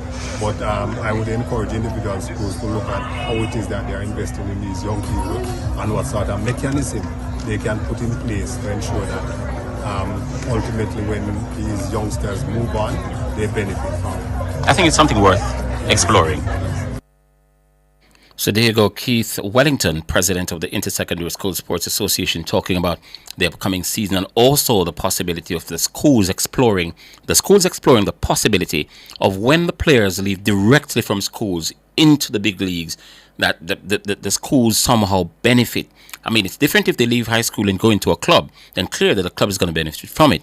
But if they move directly from the high school, where the schools spend money to develop these players, then it's only fair that when the money is disseminated to the people who develop the players, then the school be a part of it. The only problem might be the fact that it's still an amateur at the school level. So maybe the schools or the school association might frown on it because it's amateur and money should not be passed. But if it's passed to the schools, then I really can't see any issue with that. But then it is something to think about, and I suppose the Intersecondary School Sports Association probably will guide the respective schools on how to do it. All right? Tell you what, the NFL is going to come back. 18 weeks of regular season start on September 5. Yeah? Chief against the Raven. There's preseason games going on, the draft and everything. So it's the US is going crazy at the minute because they can't wait on their favorite game to come back. And guess what? The man that owns almost like the franchise on analysis in NFL in Jamaica. I'm not sure. Jerome Jarrett is right inside the studio here, and he's here to sort of set the tone for what's to come this season. So we're going to go for a quick break. When we come back, you'll be hearing from Jerome. And when Jerome finishes with his analysis and looking ahead to the season and looking at the preseason and the draft and everything, we're going to go straight into swimming. We've got some very important people here from the Swimming Association, and swimmers as well will be talking to us about a trip they made recently overseas. But we'll go for a break. Jerome is going to come back, do his thing, and then right after we do swimming. Right, let's go for the break.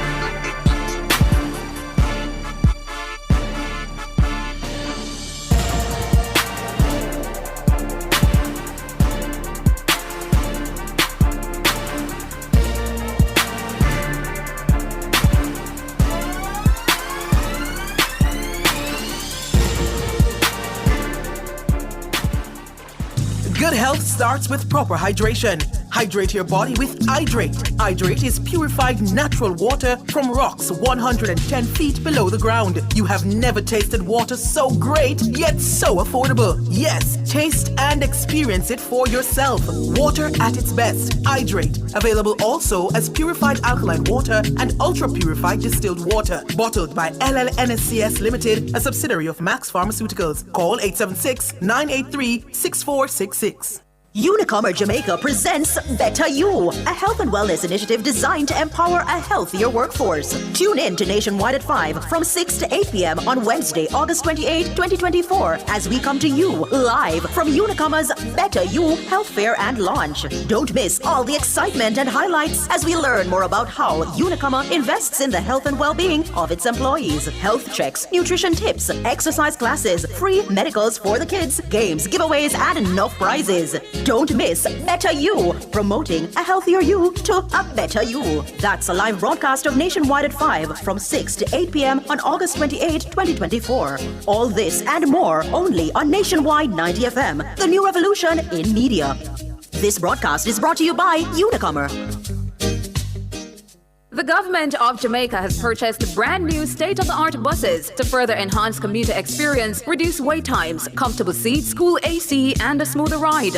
Travel with the Ministry of Science, Energy, Telecommunications and Transport as they build a modern world-class transportation system to serve Jamaica even better. Join the new revolution in media, Nationwide 90 FM, for a live broadcast on Tuesday, August 27, 2024 at JUTC Portmore, hosted by the Cliffviews online team. They will explore how the future of public transportation in Jamaica has evolved, bringing you more fuel-efficient, state-of-the-art buses with clean energy, making the investment for greater comfort during your daily commute while being able to track your buses in real time. That's a live broadcast of the Ministry of Science, Energy, Telecommunications and Transport's upcoming handover ceremony for the new 100 CNG buses on Nationwide 90 FM, the new revolution in media. This broadcast is sponsored by the Ministry of Science, Energy, Telecommunications and Transport.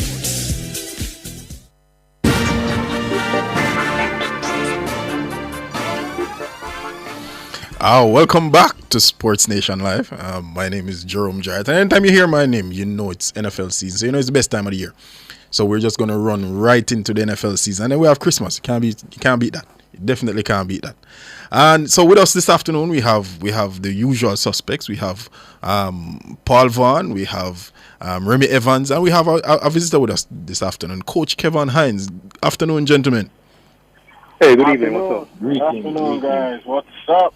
Yeah, man. So first, let me start with Coach Hines. Coach, you were privileged to lead a Jamaica team to a flag football tournament in Mexico recently. Talk to us about the tournament and how did Jamaica do in the tournament? Hey, what's up, guys? Like you said, it's the most wonderful time of the year, NFL season. Let's go. So yeah, we went to Cancun Bowl in Cancun, Mexico. Coach Floyd, Coach Keisha, Coach Pat, and myself, Coach Hines, led the way. So we had a males team, females team, and we had a co-ed team. And I think some of you guys remember we went last year.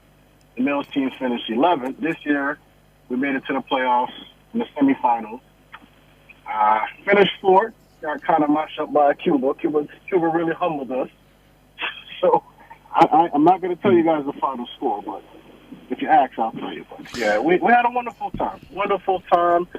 90 teams out there, different divisions, under 16, under 18, men, women, like I said, mixed teams. It was a very, very good trip, and I'm hoping that all the players learned a lot. Different nations, Cuba, Canada, of course, Jamaica representing, and of course, Mexican teams, et cetera, et cetera, et cetera. So, like I said, it's just one step forward we're trying to make. We're trying to get the ultimate goal, trying to get warmed up, trying to see if we can have a team together that we can put for the 2028 flag football competition in the Olympics. So that's just our first start. Let's go. I'm ready. I'm hyped. I just came back and I'm hyped, guys. So that's great. The fact that we made it all the way to the semifinals, that's very good. So the Olympics is in 2028. It's in Los Angeles, and flag football will be a part of the new Olympic format. what are the realistic chances that Jamaica has a team that can qualify for the Olympics? Is it a qualifying based on a region, and how do we look in this region? Do we realistically have a shot to make it to the Olympics? Well, of course we have a shot. As far as we know, based on the information that we're getting from IFAF, is that the top 16 teams to qualify. We feel that we can put together a good squad or a great squad to qualify in that top 16. So based on how we look this week past, I feel we're more than able to qualify. We just need to get all our guys healthy. Unfortunately, some of our guys wasn't able to go on this trip due to funding and injuries, et cetera, et cetera. But in 4 years, who knows? We might have a better team. We're supposed to, we're still recruiting. We're recruiting over here in Jamaica, overseas. We have Jamaicans overseas that played tackle, played college, and probably some NFL former players that want to play to represent their country. So we have a realistic chance. Just everybody to come on board and help the situation out and kind of stop all the politics in between. So we see Jamaican players in the NFL, and we hear NFL players wondering if they'll play in the Olympics, finally get a chance to play in the Olympics. Do you see NFL players representing their country in a flag football tournament like this? Do you see guys like Daniel Hunter, Pat Chung? Do you see those guys that are Jamaicans coming home to play for Jamaica in an Olympic setting? Good question. I mean, do you see it? Yes. I mean, it's up to them. Just give us the call. Let us know if you guys are ready and able. I mean, you're Jamaican, you want to represent your country, and you have the talent. That's who we're looking for. I mean, ever since we came back this week, we've been getting a lot of calls and texts and Facebook messaging from players and former players from all over the place wanting to know how they can join to the national team. So, hey, our phone line is open, so yeah, they can join. So tell us how we can reach. Who is the organization that's leading the charge? Give us the contact details. How interested persons can get involved. Okay, well, you can reach Coach Hines myself, 822-1673. Right now it's the Jamaican Flag Football Federation. We're trying to put something together. You guys probably know us as Jaffa. We're trying to put something together so that it's strictly about just flag football at the moment. And just call me, text me, leave a message, and also you can also email at Jaffa2009 at yahoo.com if you have any questions. All right. So, any parting words before we jump into the NFL? Anything you want any potential sponsors to know? Anything you want any Jamaicans listening out there? How excited should they get about the prospects of a possible medal in flag football? Let me tell you, we all know this island has a lot of talent. The problem is, and always will be, who is jumping on board to support these players, these athletes that we have. You have to remember that you have Jamaicans abroad, you have Jamaicans here, and it's just to get us all together and to support your national teams, not only flag football, your national teams across football, track, field, everything, etc. So it really takes the nation to come together and for the sponsors to come out and help get these athletes here. Because like I said, we have to leave some guys behind. Maybe if we had them on board, we would have had a better outcome in the tournament. That's all it takes, just support. Yeah. So we're calling on Private Jamaica. We're calling on the government to support flag football. This is an opportunity for us to get, we saw some diversity in the medals at the last Olympics. This is an opportunity definitely for us to get some additional medals in Los Angeles 2028. So thank you, Kevin. You probably can stick around. We're gonna talk some NFL. I know you're excited to talk some football. No, you guys always trying to run me. Nobody's running him. Nobody's running him. We're gonna talk some football. You Remy. Oh, I'm here. All right, we're going to talk some football. All right, so we're gonna go through the divisions. We're gonna go through the divisions and we're gonna pick each division. I'm gonna ask each person to pick a division. So let me start with you, Remy. I'm gonna start with the AFC East. The Buffalo Bills, the Miami Dolphins, the New England Patriots, and the New York Jets. How you see this division playing out in the upcoming season? All right. This division, I think you have some good teams in there. But I'm going to go with the Buffalo Bills. I think much has been made of their demise. I know they got rid of some key players, and I think during the preseason, one of their better linebackers, Milano, went down with injury, and he won't be back until I think late in the season, till December. But they still have the best player in that division in Josh Allen. I think what we saw. Sure, it's not Tyreek Hill. Tyreek Hill was voted the number 1 player in the league. Okay, can I finish my take, please? I'm just saying. All right, I hear you. I'm just saying. So I think that they have Josh Allen, and I think we saw a version of the Bills at the end of last season where they really started to rely more on the running game and had a more balanced attack. I know that Stephon Diggs is not there anymore. But I think what they're going to do is they're going to spread the ball around, and I think they're going to use a 2 tight end set more with Dalton Knox and Kincaid. And I think the Bills, are just fine. I think they're the best coach team in the division, and I think they're going to win a close AFC East. All right. Paul, I'm going to give you the hard one. The AFC North. The Baltimore Ravens won this division last season, made it all the way to the championship game. The Cincinnati Bengals, we've been hearing that Joe Burrow is the next coming of Tom Brady for the longest while. The Cleveland Browns have promised a lot. They are a really talented team. And our Pittsburgh Steelers, that I don't know what's happening with the Pittsburgh Steelers since Big Ben left. Paul, how you see this division shaping up 1 to 4? Yeah, you definitely gave me the hard one, brother. But I look at it this way. I think when you look at all 4 teams in this division, you're expecting everybody to at least be a 500 team. I think that Browns defense is going to be stout and solid as they were in the last 2 seasons. I particularly believe that they'll improve on the offensive side of the game if they can get Deshaun on the field and he can stay there. I don't know what the hell the Steelers are going to be. Like they don't necessarily have a character at the most important position for quarterback, but their defense will be what it will be. And then on the Bengals side, I get that Joe Burrow is back. I know that guy he's him, but my issue is that injury that he has.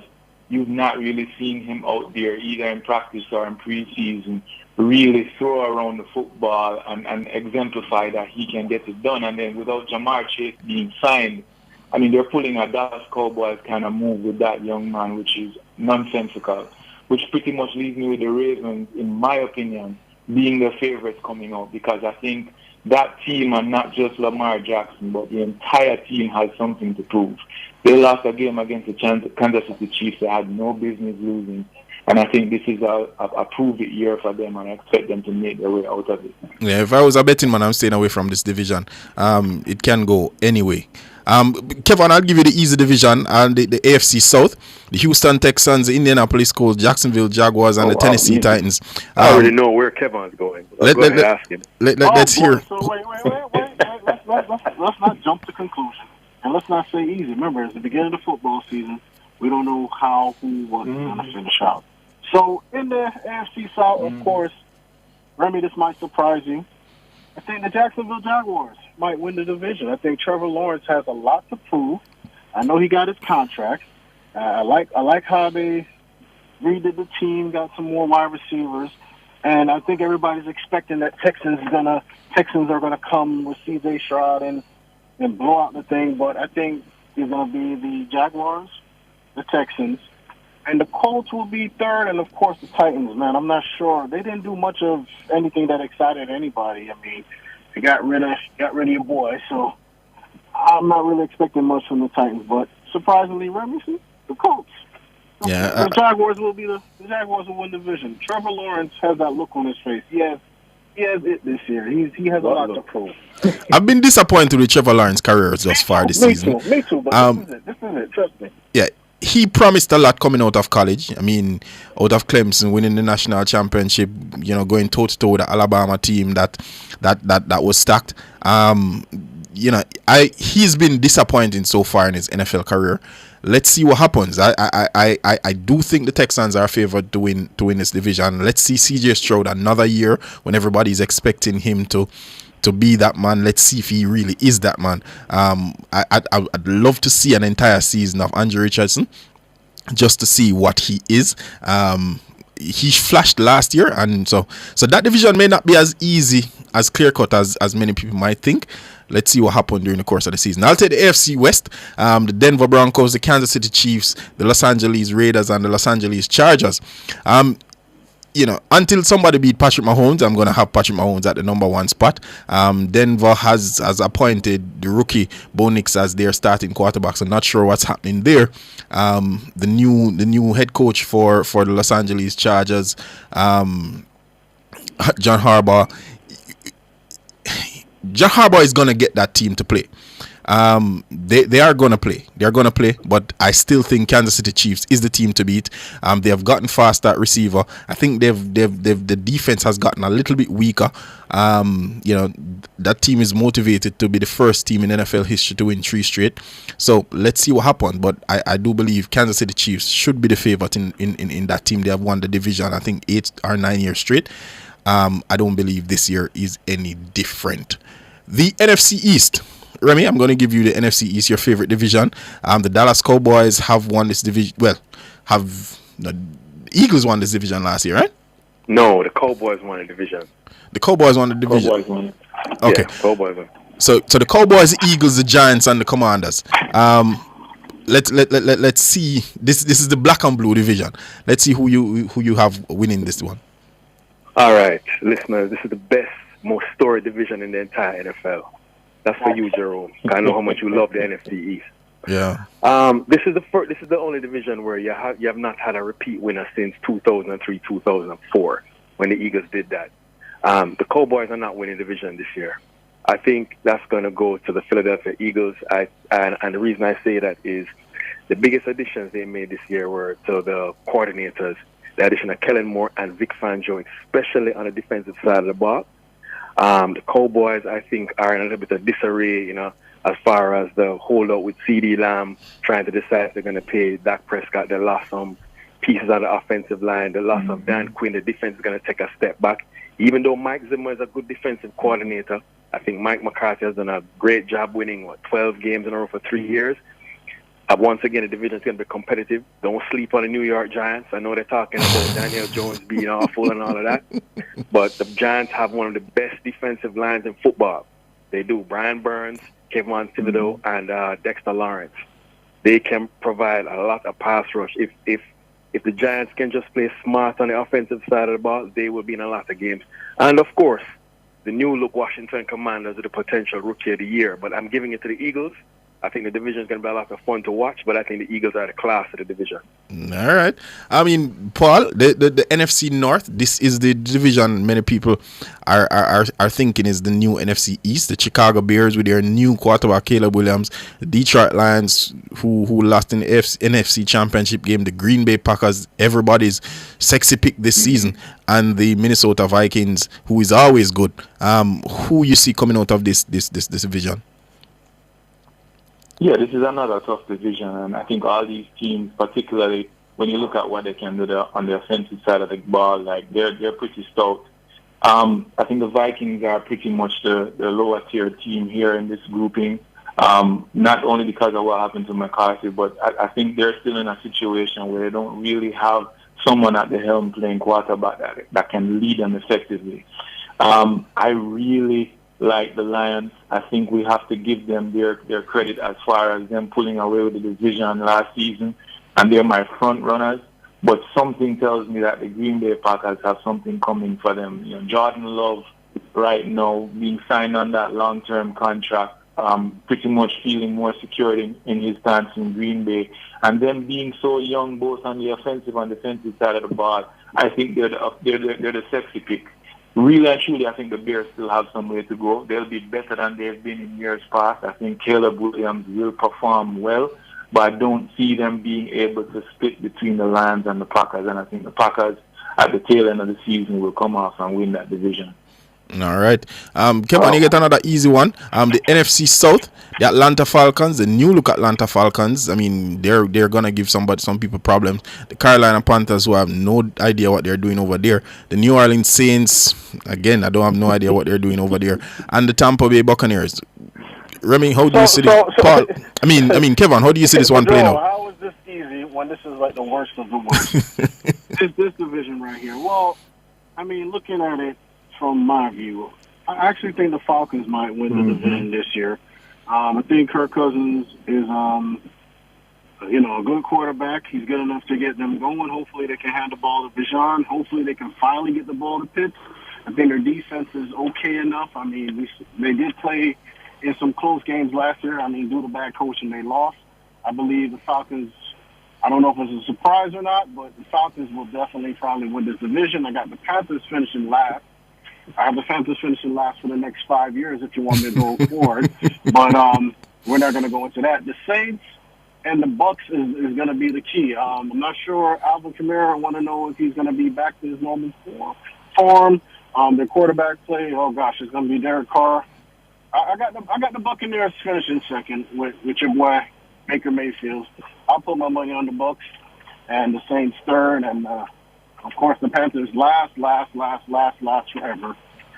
That's what I got on the NFC South. All right. So the AFC West, this is an interesting division. The Arizona Cardinals, the Los Angeles Rams, the San Francisco 49ers, and the Seattle Seahawks. Well, we know San Francisco is going to be good. I mean, they have pretty much brought back everybody. Brandon Ayuk, I mean, he is, there's been a lot of noise during the offseason about his contract and the extension, but he's still there. He's not been traded yet. So the San Francisco 49ers are going to be good.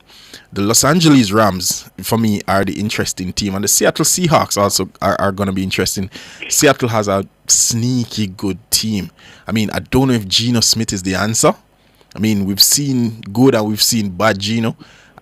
I'm not sure. So I'm gonna take the safe route. I'm going to go with the San Francisco 49ers and the Los Angeles Rams to make the playoff. But very interesting, guys. Very interesting. Over the last 10 years, half the teams that made the playoff last year will not make the playoffs this year. I'll start with you, Paul. Who is your surprise playoff team this season? The team nobody's talking about that will sneak into the playoffs. Honestly, I think if somebody makes the playoffs and they're a quote-unquote surprise, I'm looking at either the Commanders or the Broncos. I really like their young rookie quarterback. I think a lot of people are looking past the Commanders. I think they've basically gone through the entire process of just cleaning house in that organization, bringing in better football minds, bringing in people who are making decisions that can improve that team. And they have the young talent that can really change the future for the Commanders. So it's them and the Broncos. I like Bo Nix. I like the fact that he's paired with a coach who went out and selected him, handpicked him. Like, he's really the same type of player as a Drew Brees in terms of being able to make quick passes and quick decisions, and he has better mobility.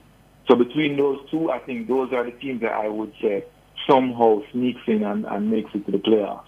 All right, Remy, who's your surprise team this year? Paul, I just wanted to thank you for saying that about Washington here, but I don't think it's going to happen. But I really appreciate it. All right, in the AFC, I like the Indianapolis Colts. I think that Anthony Richardson had a good showing in the limited time that was signed, but he is paired with Jonathan Taylor and a really good play caller in Shane Steichen, and I think they're in a winnable division. I think the Indianapolis Colts can win the AFC South and make the playoffs. In the NFC, I'm going to go a little off the grid.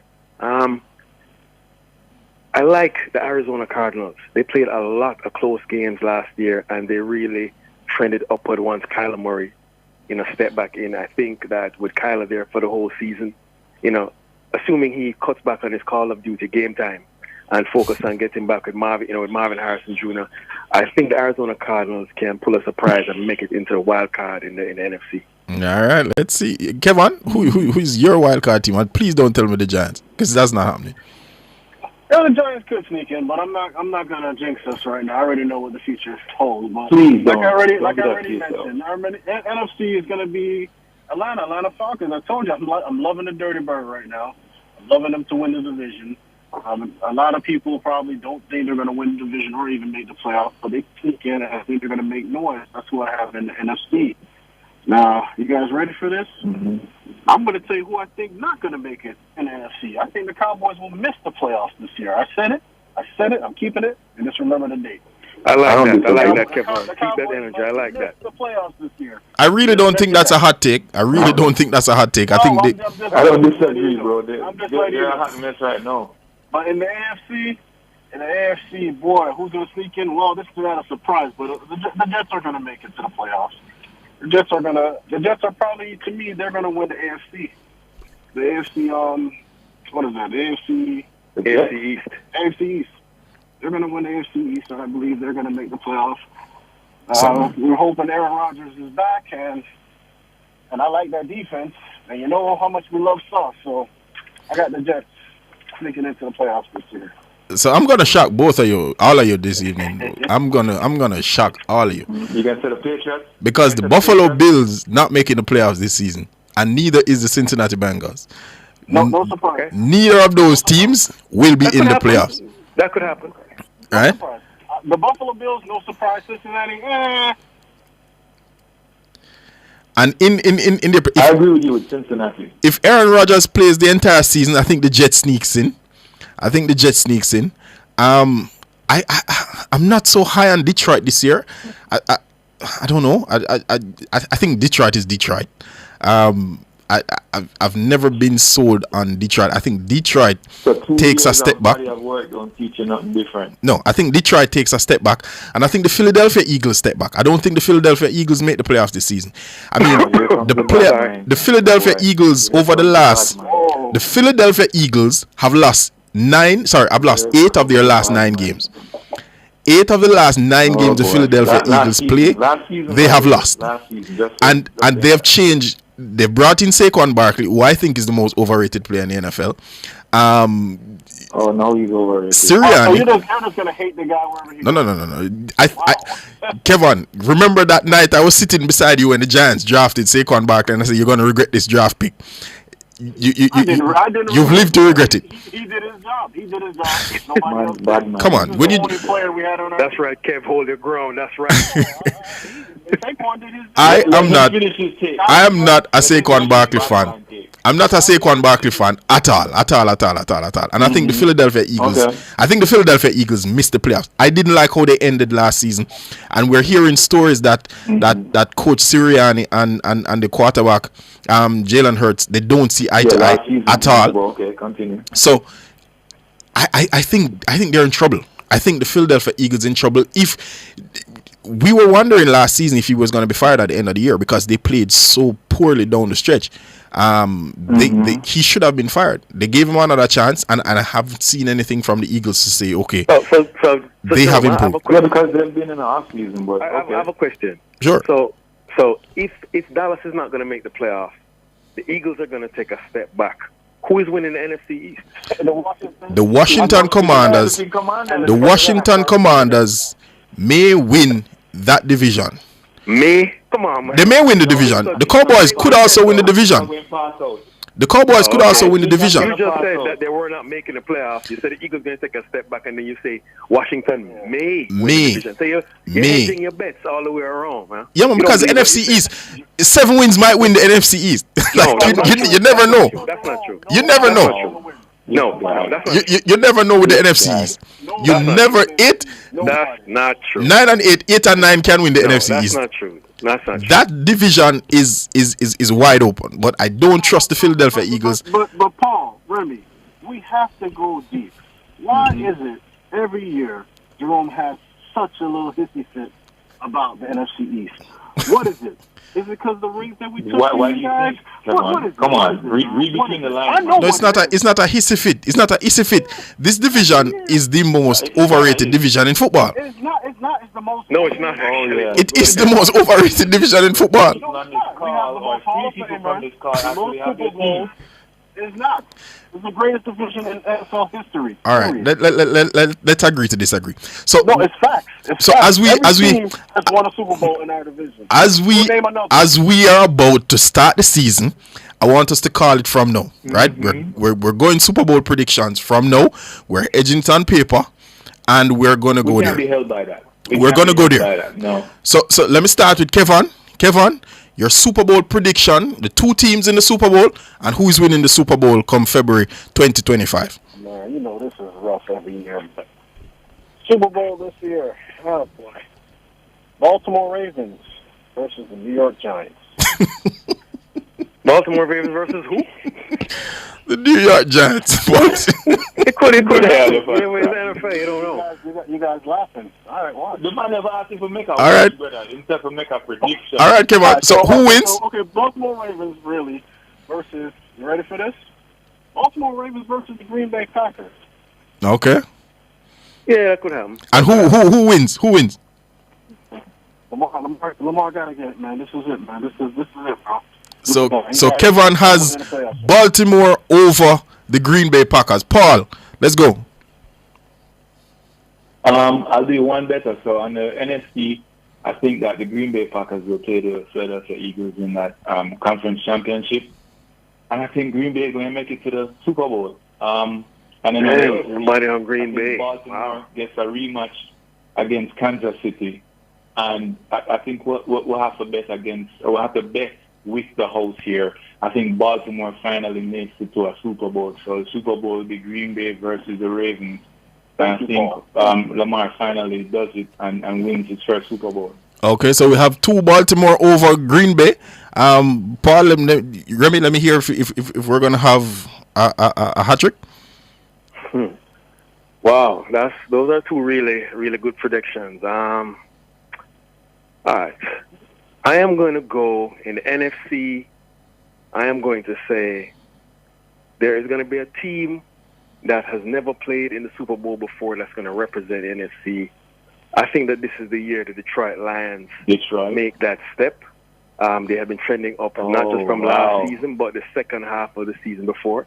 I believe that they are a more physical team than the Green Bay Packers. I trust them more than I trust 8 games of Jordan Love at a high level of play. I still think the Packers have a lot to prove. I do think Green Bay will be in the playoffs. The NFC Championship game could come down to Detroit and Green Bay. I like the Lions going to the Super Bowl in the NFC. I really do. I think the Lions go there. In the AFC, I'm going to take the Tennessee. I'm just kidding. I'm going to take the Baltimore Ravens. It's going to be Baltimore and Detroit. And I think that the winner of the Super Bowl is going to be Lamar Jackson and the Baltimore Ravens. Lamar finally does it. At least I hope that's what happens. But yeah, if Detroit wins, I wouldn't be upset. So we have 3 Baltimore Ravens.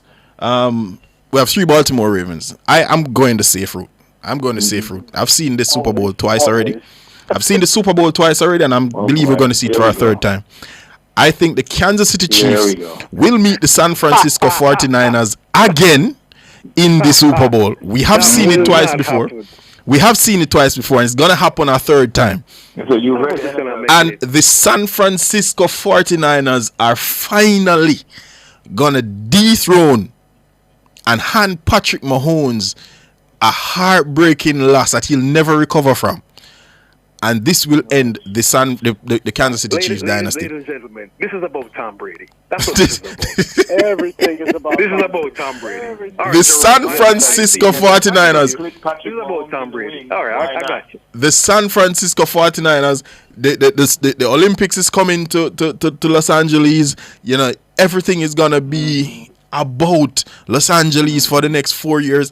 And oh, what a sweet feeling for the San Francisco 49ers and Kyle Shanahan to finally get that elusive Super Bowl over the Kansas City Chiefs. Remember where you heard it first, ladies and gentlemen.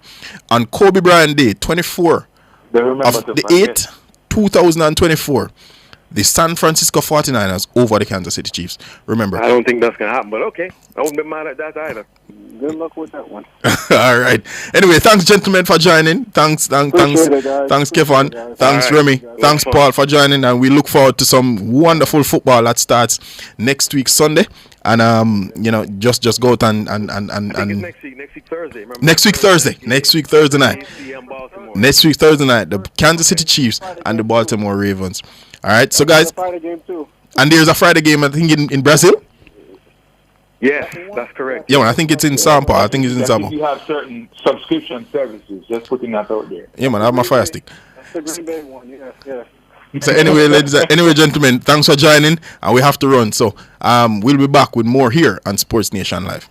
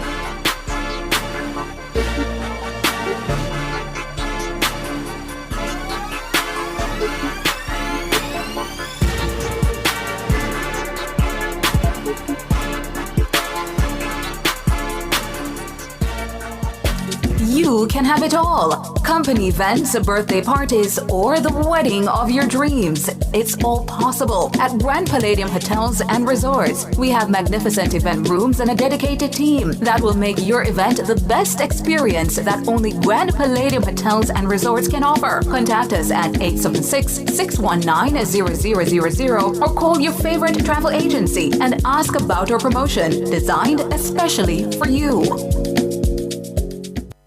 Get ready, Oterios! Express Fitness is coming to the Judicial Commercial Complex on August 31, 2024 with exciting perks just for you. Our gym will be open 24/7, offering state-of-the-art equipment and complete with showers and secured parking. Experience a variety of group fitness classes and become part of our supportive FitFam community. Don't miss out on this fitness revolution. Join us at Express Fitness in the Judicial Commercial Complex. Visit our website or call 1-888-FITNESS for pre-opening specials. Express Fitness, express your best self.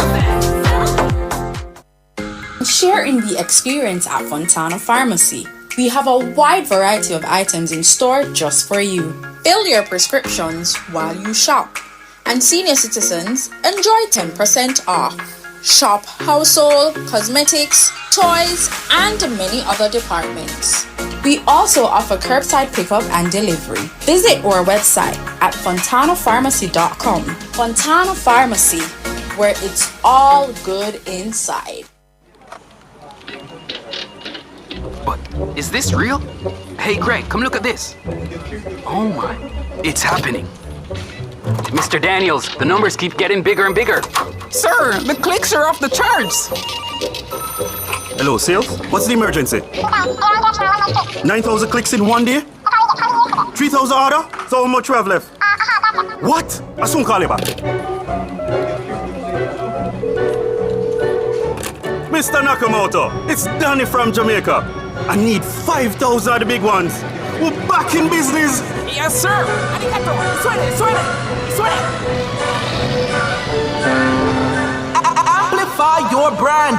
Let Nationwide 90 FM assist you in tapping into a captivated audience across our social media platforms. For more information, contact us at 876-630-1210 or sales@nationwidenewsnetwork.com. Businesses, companies, and entrepreneurs, let's supercharge your brand. Tune in to Nationwide 90 FM, the new revolution in media. Stay ahead of the curve with our cutting-edge reporting and accurate breaking news coverage. We're having an earthquake. Oh, God. Hear it here first on Nationwide 90 FM. Is that really clip you, Stalky? Tune in, turn up the volume, and listen. We bring a mix of news, entertainment, and sports to your lives. Nationwide 90 FM's live and continuous coverage of the World Championships in Budapest, Hungary. News and discussions week mornings. Coming up in the news at 6 for this morning. Entertainment in the afternoons, then news again in the evenings. Nationwide news at this hour. Fired. Also tune in to the entertainment and sports shows in the nights and on the weekends. It is Boy Things After Dark right here on Nationwide 90 FM. Everything is news, from current affairs and entertainment to sports, business and other categories. Nationwide 90 FM. This is Benjamin. Give it to them. Zaga, Zen. From every whisper to every commotion. That's rubbish. The KSAMC cannot investigate itself. Was Click News really talking like that? Every news story unfolds here first at Nationwide 90 FM, the new revolution in media. Every sound is a story, and every story we share is news.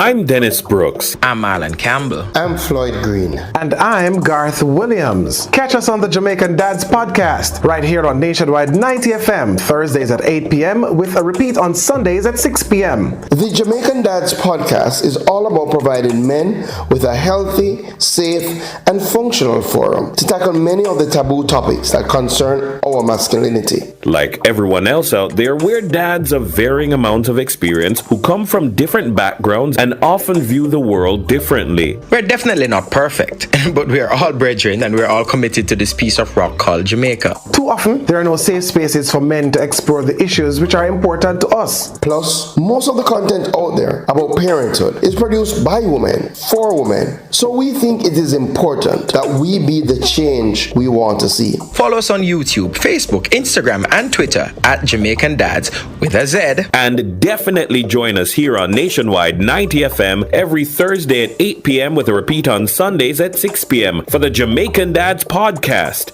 It's a revolution in media.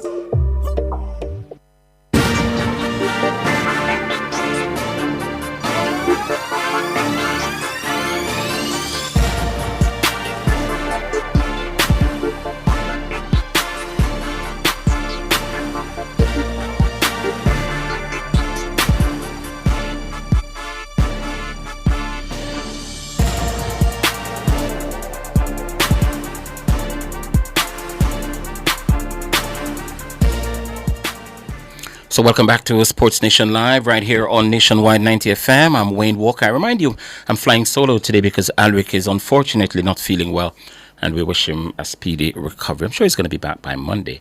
The weekend should do him a world of good. He really needs the rest, you know. He worked night and day during the Olympic Games for the duration of the championship.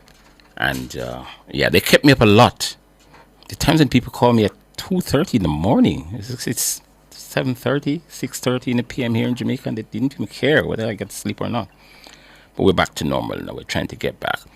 So, just last weekend, the Jamaica team was in St. Lucia doing great things in the pool, and the studio is filled with hardware. I've seen gold, silver, and bronze. I'll get to the breakdown in a bit. But the Jamaica team finished second on the medal table at the recent Goodwill Swimming Championship, and it took place in St. Lucia. The Jamaicans came away with 49 medals, 21 of which were gold, 15 silver, and 13 bronze. The Bahamas, they topped the table. They've got 141 medals. That's crazy. Their gold medals were more than our medals combined. They got 55 gold, 45 silver, and 41 bronze. But congratulations to the Jamaica team. Didn't quite get to the top, but second is good enough. I'm sure the next time the Jamaicans will try to get to the top of the podium. And I'm joined in studio by 4 members of the team that went to St. Lucia. We're going to be joined on Zoom by another. So let me take the opportunity to introduce, first of all, the manager of the team, Miss Debbie Kennedy. Good evening. Welcome. Thank you. Yes, and I'd ask you to do the introduction for me, but now that I've been introduced to them, I suppose I'll just introduce them myself, right? Right, so Victoria Vandelaire is sitting beside you. Welcome. Hi. If you could pull the microphone to you, or you come closer to the microphone and speak in it, that would be nice. Yeah, I see the manager is kind of pushing you out with a big chair. Let's go again, Victoria. Good evening. Hi, thank you for having me. Good, nice to have you here. Renee Chung, how are you? I'm good. Thank you for having me. Yes. I would love if you guys come a little closer to the microphone. You're hearing them okay? Yeah, if you could come up, either bring it closer or you come closer. Go again, Renee, let me hear you. Hi. Lean forward and speak in it. Hi. Good. And project a little. You have a nice voice. Hi. There you go. There you go. There you go. And Addison Thomas, how are you doing? Good evening. I'm good. Thank you for having me. Great to have you guys. We've got. Are we having our guest, Helen Clover, online? Can she hear us? Hello. Good evening. Good evening. Thank you for having me. Good. Brilliant. Your teammates are in studio. Why are you not here? Well, I know you're overseas, so don't worry about it. I'm just teasing you. But congratulations to you, ladies, all of you, on a job well done. Could I start with the manager? Madam Manager, how was the trip to St. Lucia? How long you were there?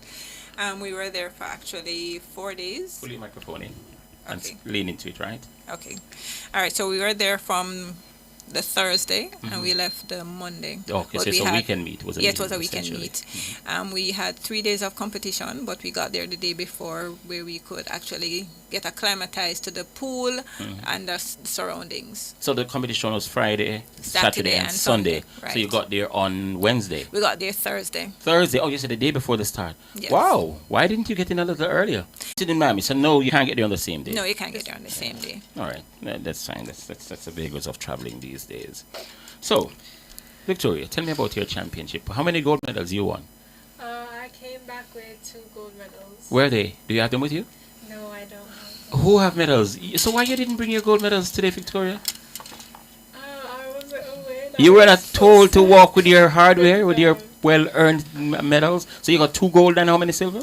I have 3 silver. So you won 4 gold medals. 4 medals in total. No, I You had a relay? 1 bronze. Oh, you had a bronze as well. So you had 5 individual medals. Yes. So it's 2 gold, 2 silver. No, that's 2 gold, 1 silver, and a bronze. yeah. So, So 6. Oh, you got 6 medals. So you got a pair of each. Am I going confused here? How many gold you won? 2 gold. 3 silver. Oh, 3 silver and a Yeah, bronze. and a bronze. Okay, fine. That makes 6. What event you won the gold medals in? I have a gold medal in the 50 breast and in the 13-14 girls 4x50 freestyle relay. Oh, you won a really gold as well. Okay, cool. Renee, how many gold you won? 6. It looked that way. It looked that way. How many of the gold medals you have there with you? All 6? Yeah, and My 1 God. bronze. And 1 bronze. That's 7 medals around your neck? Yes. You're strong. You're very strong. So how many of the gold medals were individual gold? All. What was it? So you have the time to tell me how the events that you won them in? 'Cause it seems Yes, like I won on the first day. I won gold in 100 free. The second day, on the Friday I won bronze in the 50 breast, and the next day I won gold in the 200 IM. The 200 IM, 50 That's fly, individual medley. 50 fly and 50 free. And on the last day I won gold in the 100 fly. Yeah, that's it. There's no way you're gonna win 6 gold medals and you were not the outstanding swimmer of the meet. I was. There you go. So yeah, I guess it. Addison, how many gold medals you won? I won 6. So how Renee beat you to the? Because you had relay. Yeah, I had relay. Oh, you had relays in it. How many relay gold medals? 3. Oh, and the other 3 were individual. Yes. You have 6 gold medals. Don't worry about it. Relay or not, you've got 6 gold medals. All right. So tell me about the competition. Let me start with you, Addison.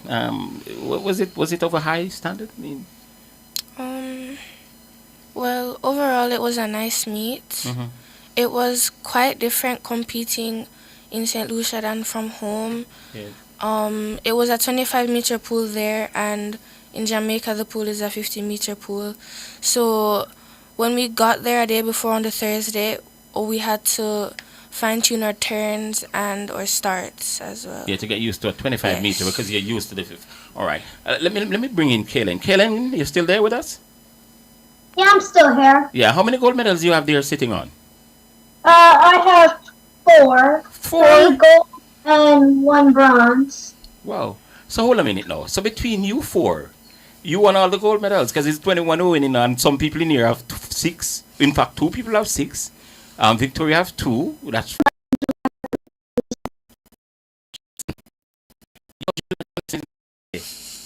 Oh, it is? yes. I didn't get to celebrate it. I was in Paris covering the Olympic Games and almost I didn't remember which day it was when I was there because it was crazy, man. It was really crazy. I've lost you though, Kaylin. Could you bring him back up? I just want to find out a bit more. All right. So, Rennie, what school do you go to? Wilmer's Trust High School for Girls. Did you just say the Wilmer's High School for Girls? I said Wilmer's High School I thought you'd come in here to show off about the Wilmer's. You know these people these days talking about the Immaculate, and thing. So how did you adjust to the 25-meter pool? It was actually really hard. I actually got there a day before, but instead of me going to the pool, I just used the pool at the hotel to try just feel the water in St. Lucia. Mm-hmm. It didn't really help, but I tried. Mm-hmm. But we did go there the day of the competition? No, the day before. Good. To test the pool. When they came. Okay, because it's normal for the swimmers to test the pool a couple of days before. Victoria, you had any issues adjusting to it? Yeah, especially because our 25-meter pool in Jamaica is really deep, while the St. Lucia pool is actually quite shallow. So that felt a bit weirder, and also the flags. We don't have flags on our 25-meter. So we had to adjust the count on how you touch the wall.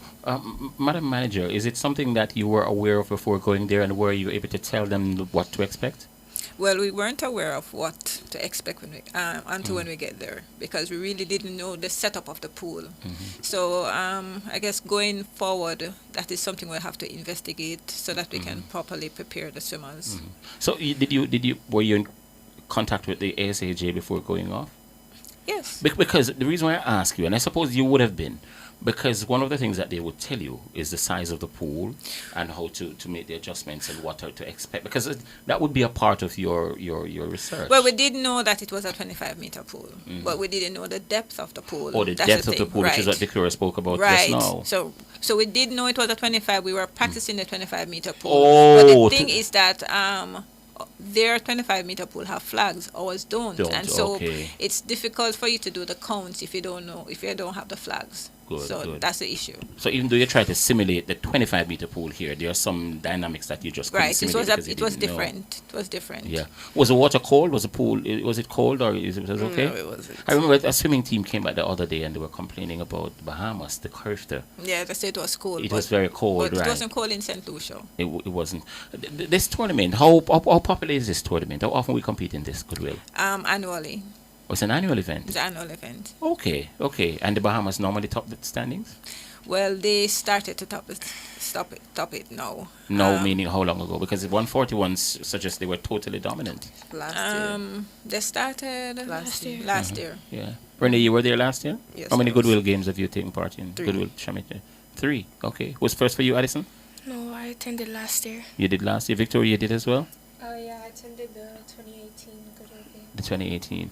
And it moved from island to island, right? Yeah, it moved from island to island. Good. Last year it was in Jamaica. Yeah. It was in Jamaica. Kaylin is back with us?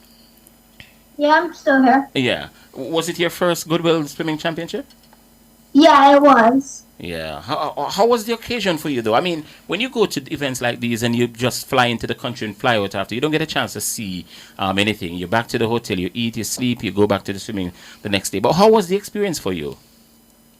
So it was good. Like, every night before, I'd worry about my race, but then I was like, I could do this. Like, in my room, I'm like, okay, it's just a race. I could do this. Mm-hmm. And then I just think of it as like, it's probably just going to take this long, then it's over with. And if I win, I win. If I don't, I don't. But hopefully I win and then help Jamaica. Mm-hmm. Well, when you say every night you worry, is it whatever you get nervous, or you really, why were you worrying? Or is it that you're just nervous? Well, yeah, you're nervous, like you don't want to do bad, and you want to do good.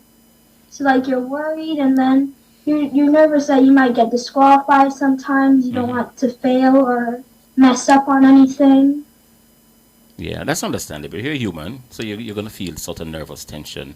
But try, as you progress with your career, not to think too much about it. Sometimes it can harm you mentally going in. Just take a positive disposition, and whatever you want, just trust your ability to perform. You train for it, you prepare for it, go out there, and whatever comes, it comes. You can't do more than your best. It sometimes keeps you up at night if you worry about it, and then you don't get enough rest, and you go the next day, and you're just so nervous and so on. But as I say, you're human. Did you tell me what school you attend? What? What school you attend? Did I get that from you? No, you didn't. What school you attend? So, when When I lived in Jamaica, I did Hillel. Okay. And Okay. Is swimming something you want to do as a profession? I mean, from a sporting standpoint, is it something that you've settled on, or you're still trying to find your way around? Because you're 11. well, yeah, I do want to do swimming. Yeah, I'll keep doing swimming. Yeah. And how is you're swimming now? Now wherever you live now, you're swimming. You're continuing your swimming, right? Yeah, I am. Yeah. What's the difference between swimming there and here in Jamaica? So, like when you were talking about the short course, I do short course here because we have something called short course season and long course season. Right. So right now we just finished long course season and we're moving on to short course season.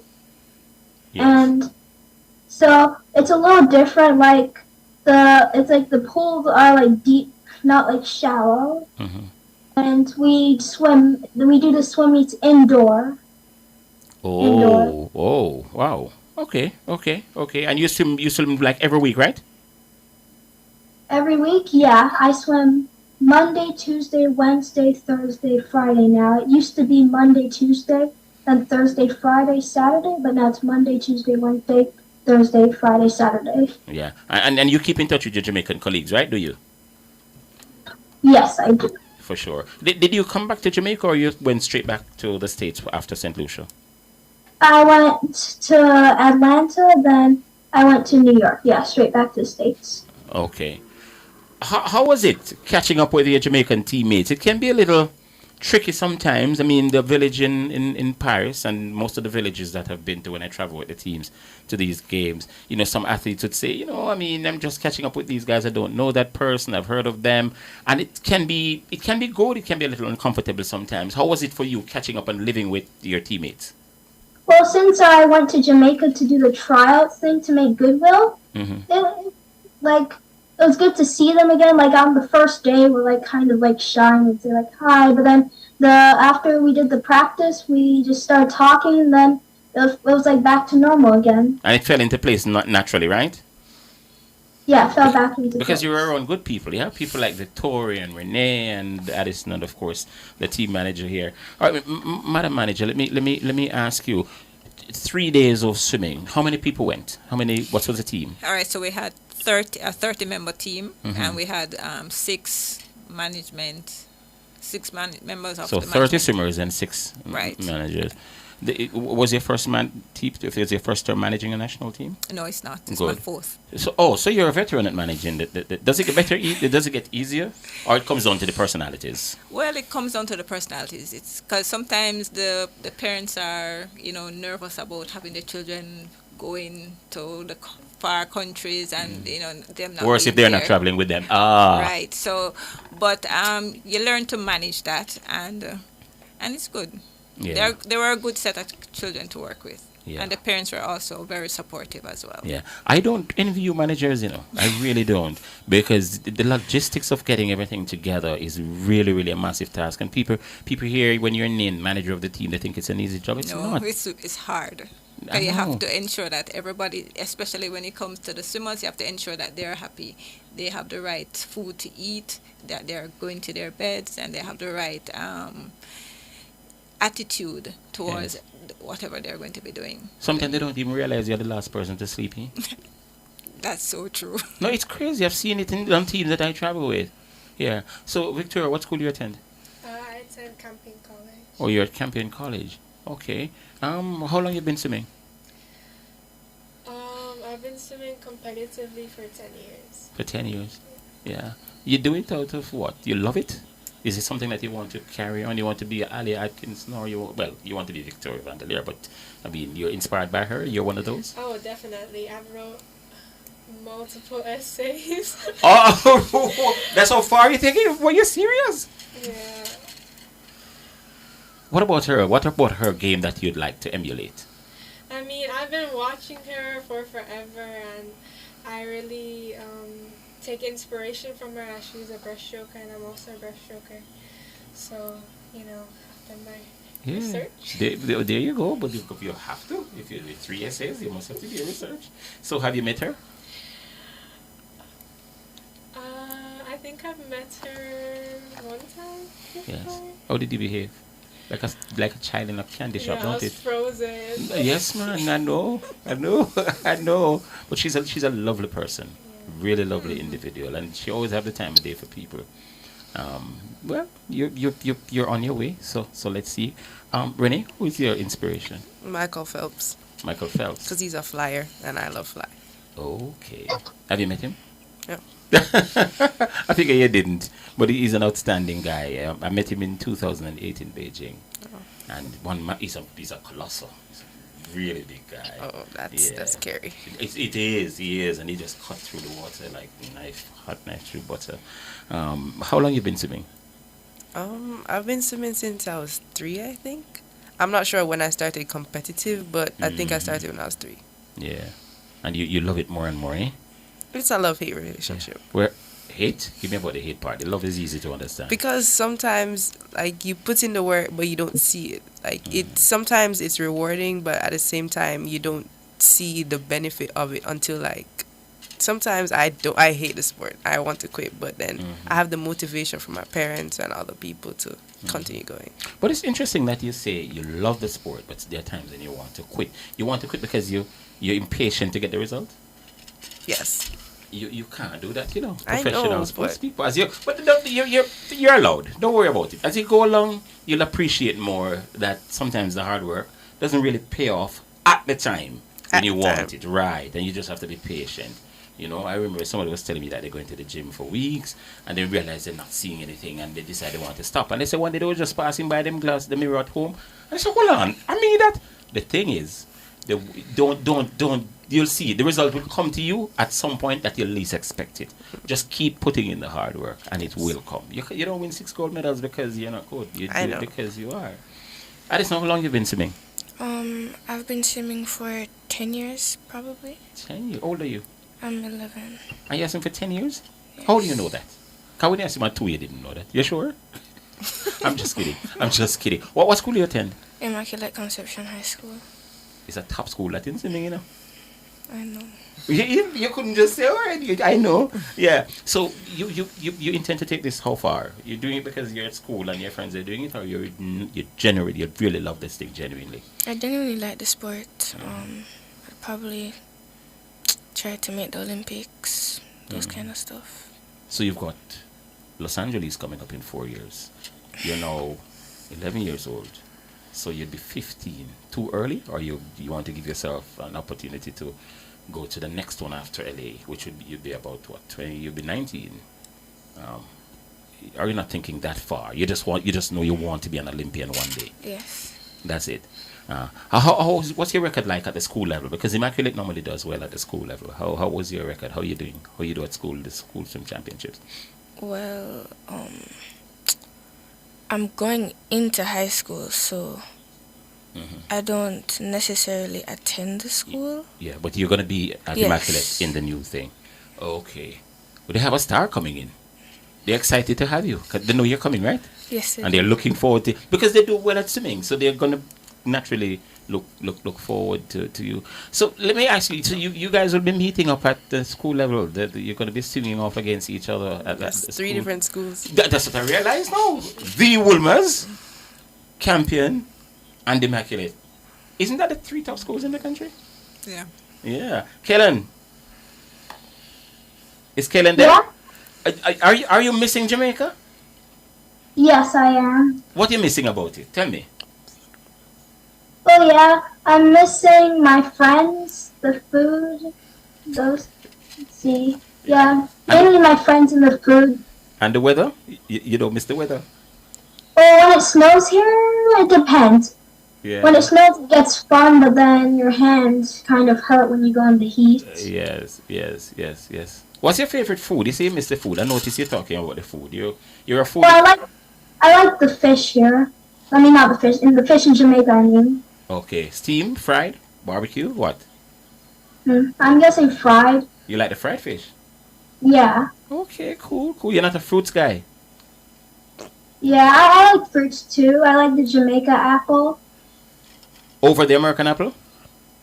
Yes, the Jamaica apple tastes better than over the American apple. Renee says Renee is disagreeing with you. She prefers the American apple. Renee, are you serious? Yes. You don't like the OTET apple? It's okay, but I think America is better. The American apple? Yes. You're the first Jamaican I hear say that. They always say, I prefer the OTET. Listen, what do you prefer? The American apple?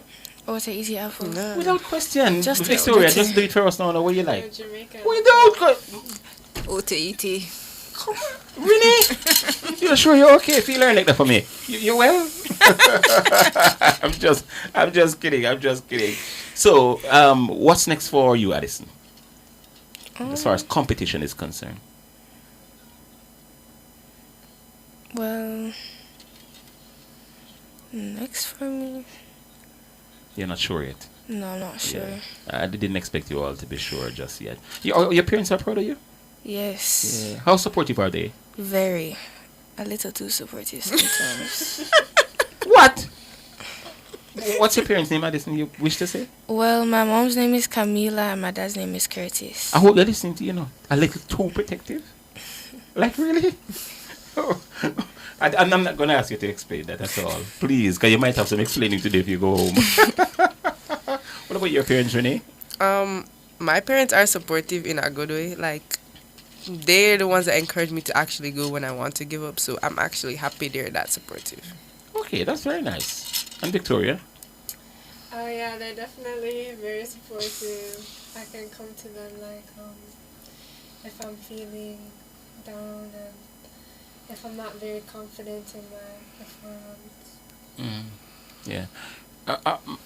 Manager, Ms. Kelly, how do you keep track of these athletes? Because you don't just want to take them to a Goodwill Swimming Championship and then they're back in school, and you want to keep this core, because it does seem as if it's a great group of swimmers you have here. So you want to keep them. How do you keep track of them and keep track of what they're doing and make sure that they make the transition?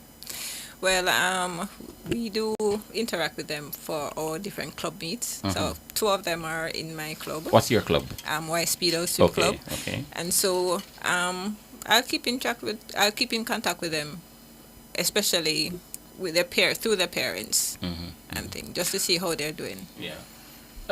Swimming is generally seen as an elite sport. Yeah. A little of that has been shed now because we see people, swimming from, but as a generality, it's seen as a rich people sport. I suppose if you look at the cries that I've heard from some of the parents about them having to pay for their students to go to Carifta, CC Khan, wherever they go, was that the case with this group? It was. But why though? Why is it so hard to sell? As you rightly said, it's an elite sport. So persons just assume that, okay, everyone that is in the elite sports can afford it. But it's not everyone that is in swimming that can afford it. But you have some very good swimmers.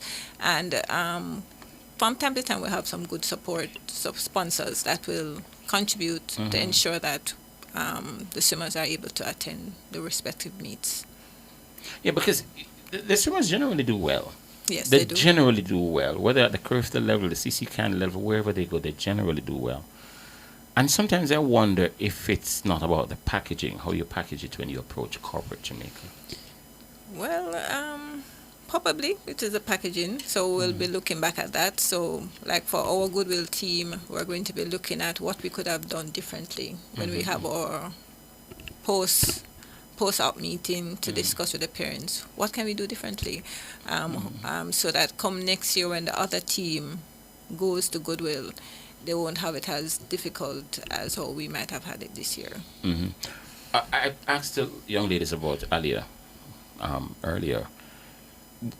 Is there a role for her? Is she playing a role? Does the ASAJ have a role as a mentor? And I don't mean just come one day or a weekend and then she's gone. I mean, she has a fixed role to mentor. And then in mentoring them, she's also seeing at the weekend meets that you have, and in turn attract corporate who are attracted to her already, and let she be a part of a central plank in the marketing and presentation of it. Do you think that would help? I think it would help, and I think that's what our leadership is currently looking at. They're preparing a strategic plan right now to see how we can improve the whole swimming fraternity to enhance how we actually market the sport, and also to get additional sponsors on board. Yeah, because I was talking to Josh in Paris the morning when he swam. He came out of the pool and he came up to me. I didn't see Sabrina because what happened, the track and field athletics clashed with the swimming. I really don't know how they do it, because I'd be running from over the aquarium in Paris right across to grab a train to go down to the Stade de France to watch the ladies running the 100 meters first round, Shelley and Sherika, and I missed 2 of them. When I got there, it was the last heat because the running from the swimming pool to the thing, so it clashed. So we took a decision, and it was sad that we didn't see Sabrina Lynn the next day because we wanted to go down to see her.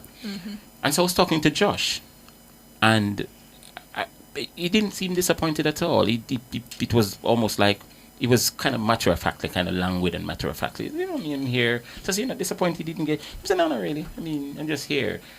You just didn't get that seriousness from him. I don't know how to put into context how he looked, how he felt, and how he sounded. I'm just telling you what he said.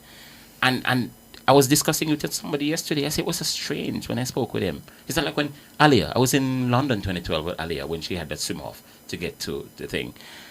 And she was bullish. She really wanted to get there. She wanted to do it. I didn't get that from Josh. I was just wondering if it's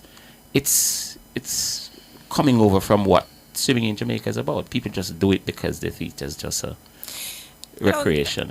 I don't think so, and I think if you had spoken to Sabrina, you'd have gotten a different perspective. Yeah, I don't know. Perhaps you would have. But we had to make a decision because of what happened the day with Josh the day before. You guys take an opportunity to watch swimming events, not just the ones that you're competing in. You watch like the U.S. trials, you watch the World Championship. You get a chance to watch the events. You do, yeah. So outside of the Jamaicans, who are the other ones that you watch? Ledeki? Yes. Oh, you all say yes like you're a choir. Who else? I do too. Come in, Kaylin. Yeah? Oh, you were talking to somebody else. No, I was just saying I do watch the Olympics and the tryouts and all those stuff. Yes. So did you get a chance to watch the swimming at the Olympic Games this year? I didn't go to it, but I watched it on TV. No, that's what I mean. Yeah. So you got a chance to watch it. Because I remember turning up at the swimming pool one morning at 10 o'clock, which would be 3 o'clock in the morning here in Jamaica, 4 in the United States. How did you watch it, Kaylin? You got up that early? You got up so early in the morning to watch it? No, we would have this app and we would just watch the record, after it's gone live, if we would miss it, we would just watch the recording. Watch it over. Oh, okay. Technology afforded you that. Did you get up early to watch it? I did. Oh, did you? Yeah, I did. Really? No, so you're brave. I'm not doing it. For me, the best race was with Leon. Oh, Machand? Yeah, the 400 IM. Yes, that was superb. Yeah. And you see the role that he played in the closing ceremony. Yes. You're such a star in France, you know. I mean, somebody asked me who, to me, was the star of the Olympic Games. I always said Leon Chan, you know. But you see, what happened, there's this girl from the Netherlands, Sifan Hassan. She ran the 5,000, the 10,000, and then ran the marathon. Okay. So she became the first female in Olympic history to win 3 medals at the same Olympic Games in endurance event. Endurance track event. Just imagine somebody running. She ran the 5,000 on the Thursday. She ran the 10,000 on the Saturday. And the Sunday she ran the marathon and broke the Olympic record. That's not easy to do. That's killer. Yeah. And so when they asked me who I thought was the outstanding athlete at the Olympics, I picked her because of the level of difficulty. Yeah. And the audacity to even think about doing it. Mm-hmm. But Leon Machon was a star in Paris, man. The French love him, and he's a really cool guy. He's saleable. He's a good guy. By the way, the ASAJ, one of the ways of selling it, you know, it's like when Netball Jamaica would bring the best teams here, like Australia for a series, and New Zealand for a series, South Africa for a series. You couldn't get a person like a Leon Machon or Ledeki or somebody to come sell that person, sell the meat. You don't have that sort of audience here. Well, that's a good idea. That's something I could speak to our president about, and help. Alia could also help us in in doing that. Get them because she's friends with a lot of them. Yes. I think something like that. And if only the swimming fans would come out and watch it, then I suppose you'd still get a good crowd because people come out to see stars, you know. Yes, they do. And if you can get somebody like Aledeki to come here, it would work wonders. But I notice you guys don't bring the stars of swimming here. Well, with the new management team, we can do things differently. So that's something. I mean, it's a risky investment because you don't know what to expect. Yeah. True. And then how many people hold at the stadium pool? We can hold over 500 persons. 500. Yeah. See, you don't want to bring an Olympic champion here and 500 people. Only 500 people come to see them. That's the point. Well. So that's also a handicap as well.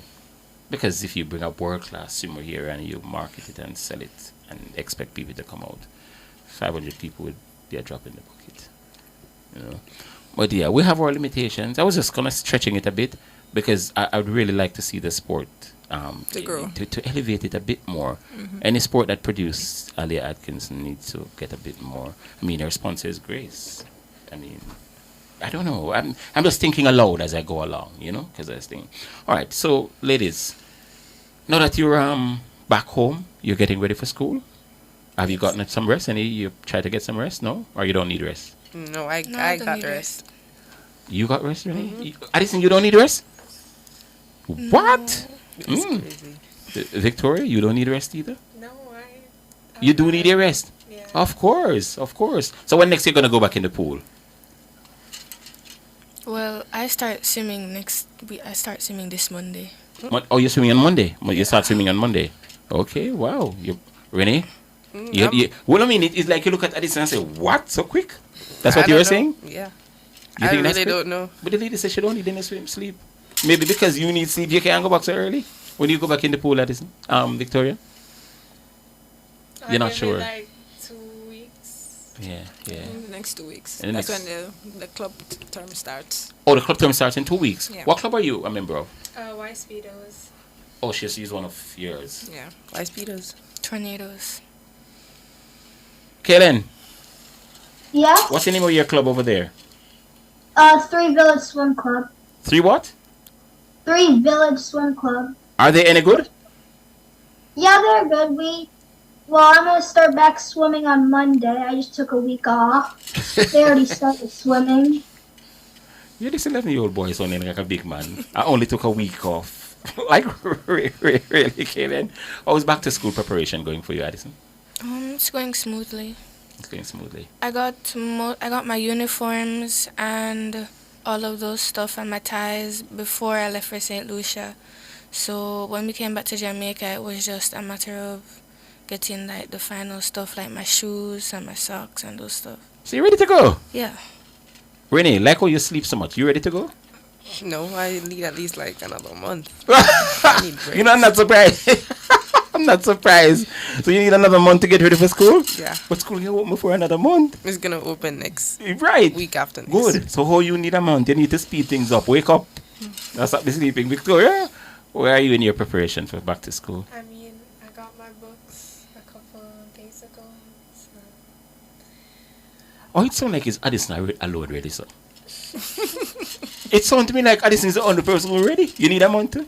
Yes. You're licking head with Renee, you know. On the two on apart, don't you? You're all friends, by the way, or are you just national teammates? You're all friends? You keep in touch? Yeah. You have each other's number and so on? Oh, so you have a WhatsApp group? Yes. I figure. Manage, you have problems with them, you know. You said they have a WhatsApp group, it's trouble that, you know. I mean, it can be good too, but I mean, yeah. You know. All right, it was great having you guys here. Congratulations once again. I'm sure you're going to go on to do well. You all sound like bright people. And make sure that you take your schooling. It's very, very important. Yeah? Got it. Yes. Yep. Your career can end tomorrow, God forbid. You can be stepping off your bed and you step awkwardly. You have an injury that you just never recover from, and then you just have to, you know. So don't live in the bubble of a sports star. It's good to live there, but also make sure that you remember that you've got to live out of it as well, because at some point you're going to have to come out of it. Alia's finished swimming. She has to now continue to live. and she now has to rely on what she did at school. So that's very, very, very important.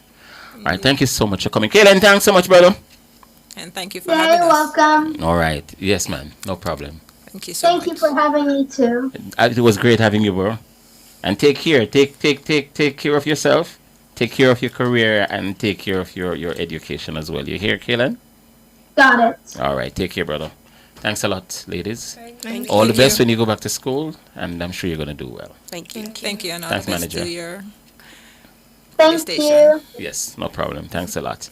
All right, so you heard there from Addison, Renee, Victoria, and of course, Kaylin on Zoom, and of course, the manager, Debbie and Kelly.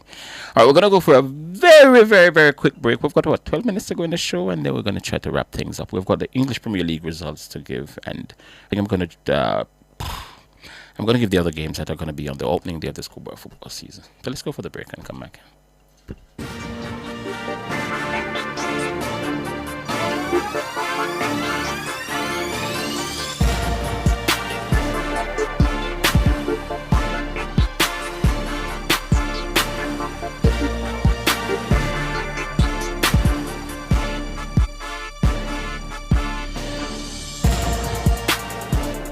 Parents, gearing up for back-to-school expenses? Well, Chris and Charles is making back to school as easy as ABC. From July 1st to August 23rd, 2024, borrow at low rates, and here it is! You could win one of 24 back-to-school grants of $50,000! Imagine the possibilities, covering all your expenses and winning big! Call us at 876-926-0609 or visit our website for details. Conditions apply. When you think loans, think Chris and Charles. Authorized under Section 58. The following hurricane tip is brought to you by Isratech Jamaica Limited. In the event of a hurricane, ensure that there is adequate amount of water harvesting done prior to the hurricane. The preceding hurricane tip was brought to you by Isratech Jamaica Limited. Telephone 876-754-5443. Are you burning up with this summer heat? The place hot, man. Get cool now with a Hisense air conditioner. I feel good. With advanced energy-saving inverter technology and whisper quiet operation. Beat this heat with Hisense. Available at Aliabra Brands Limited, 64 Hagley Park Road, or call 876-676-5951 now. So good. So good. I got you.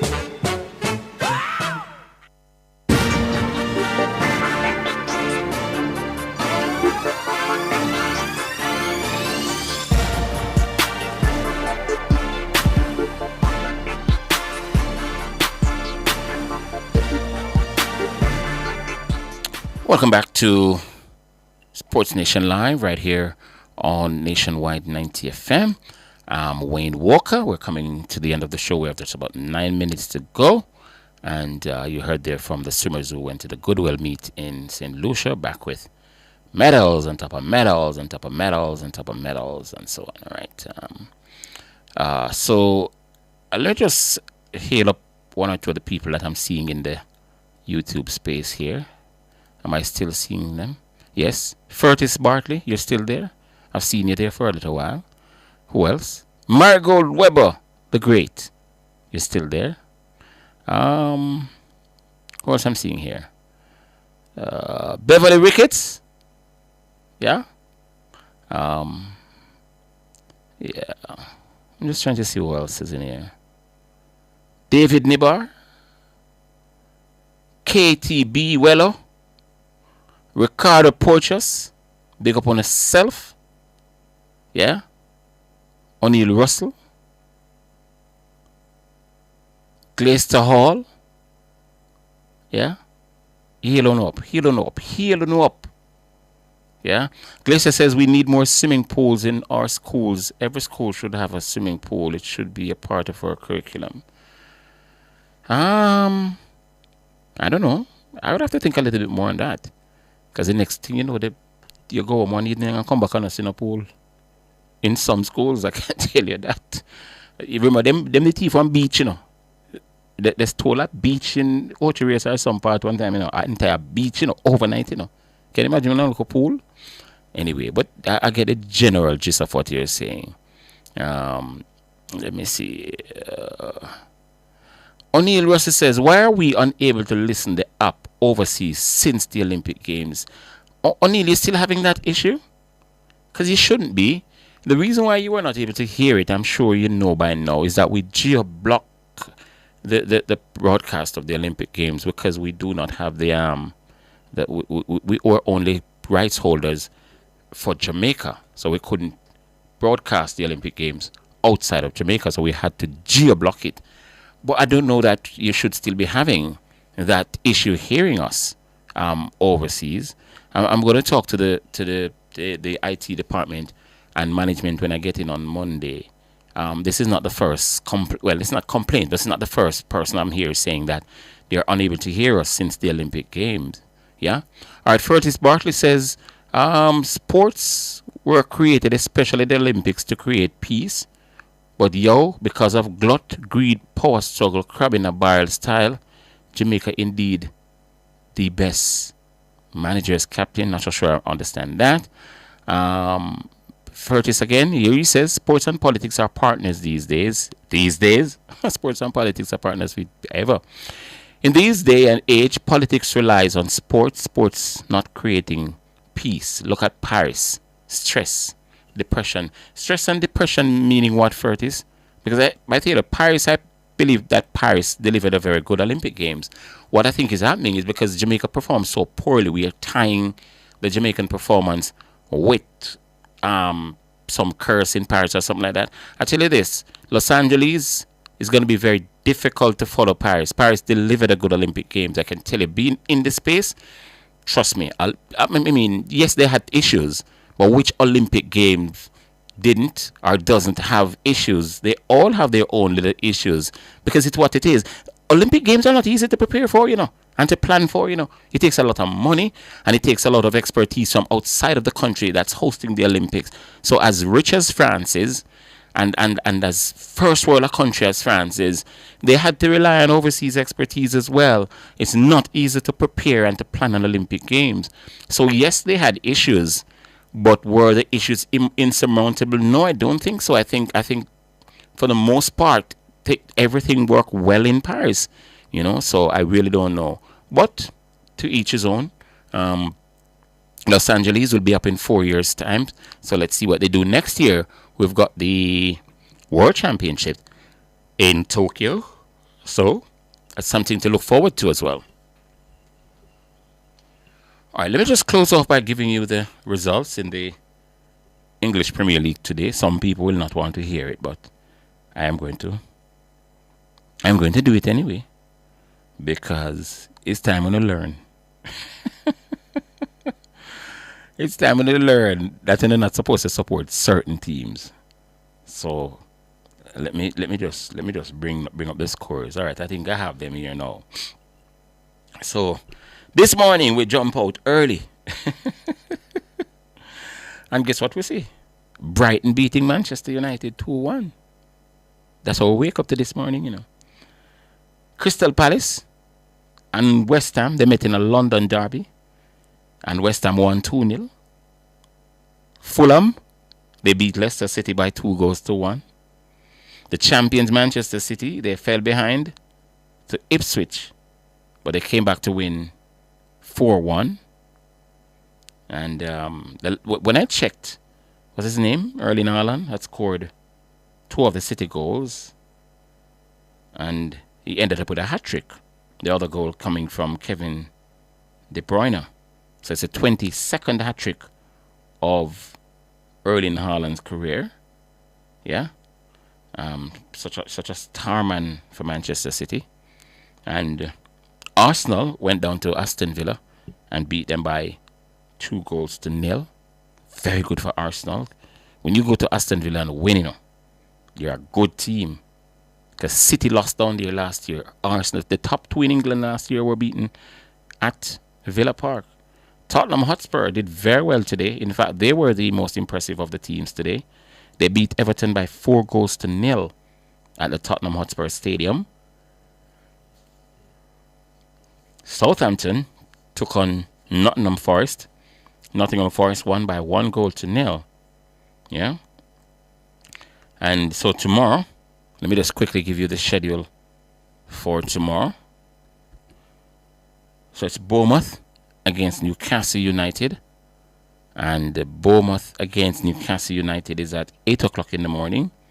Then there's Wolves against Chelsea, also at 8 o'clock in the morning. And then Liverpool will take on Brentford at 10:30. And does that do it for the second round? Yes.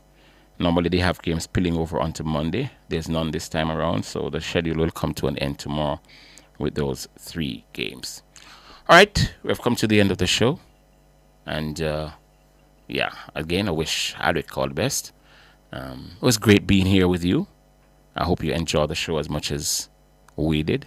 For all our guests, thank you so much for coming in. And we're going to do this again next week. Lot of yourself, my general. Next week we're going to do this again. Same place, same time. I think I'll be on the road. I'll be back to my day job. I'm on the road doing my live reports from wherever we can do it from, you know. But enjoy the rest of the Saturday night. Indeed, enjoy the rest of the weekend. And make sure that you report with us again on Monday. I mean, the station opens for business right throughout. But the work week starts again on Monday. And we hope to see you with us. Have a good evening, people. And enjoy. Wayne Walker signing out. Thank you.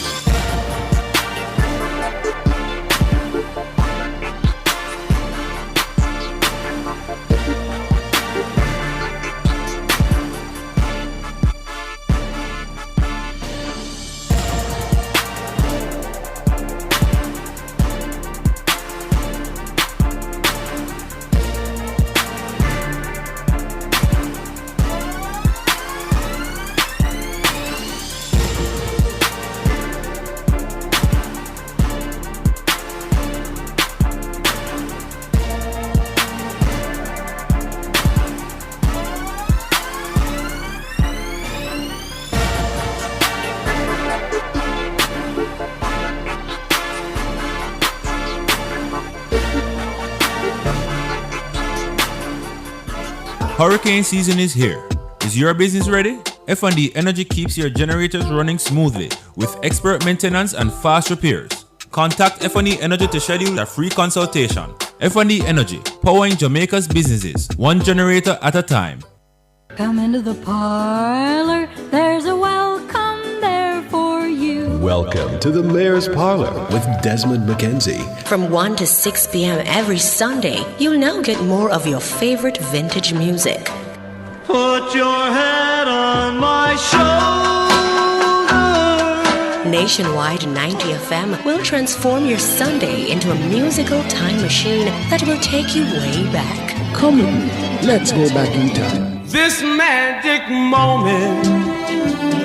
Journey into yesteryear with Desmond McKenzie in the Mayor's Parlor. I've got the music to jog your memory and make you smile. Put your sweet lips a little closer to the phone. Sit back, relax, and enjoy the best in vintage music. Come into the Mayor's Parlor every Sunday between 1 and 6 p.m. here on Nationwide 90 FM.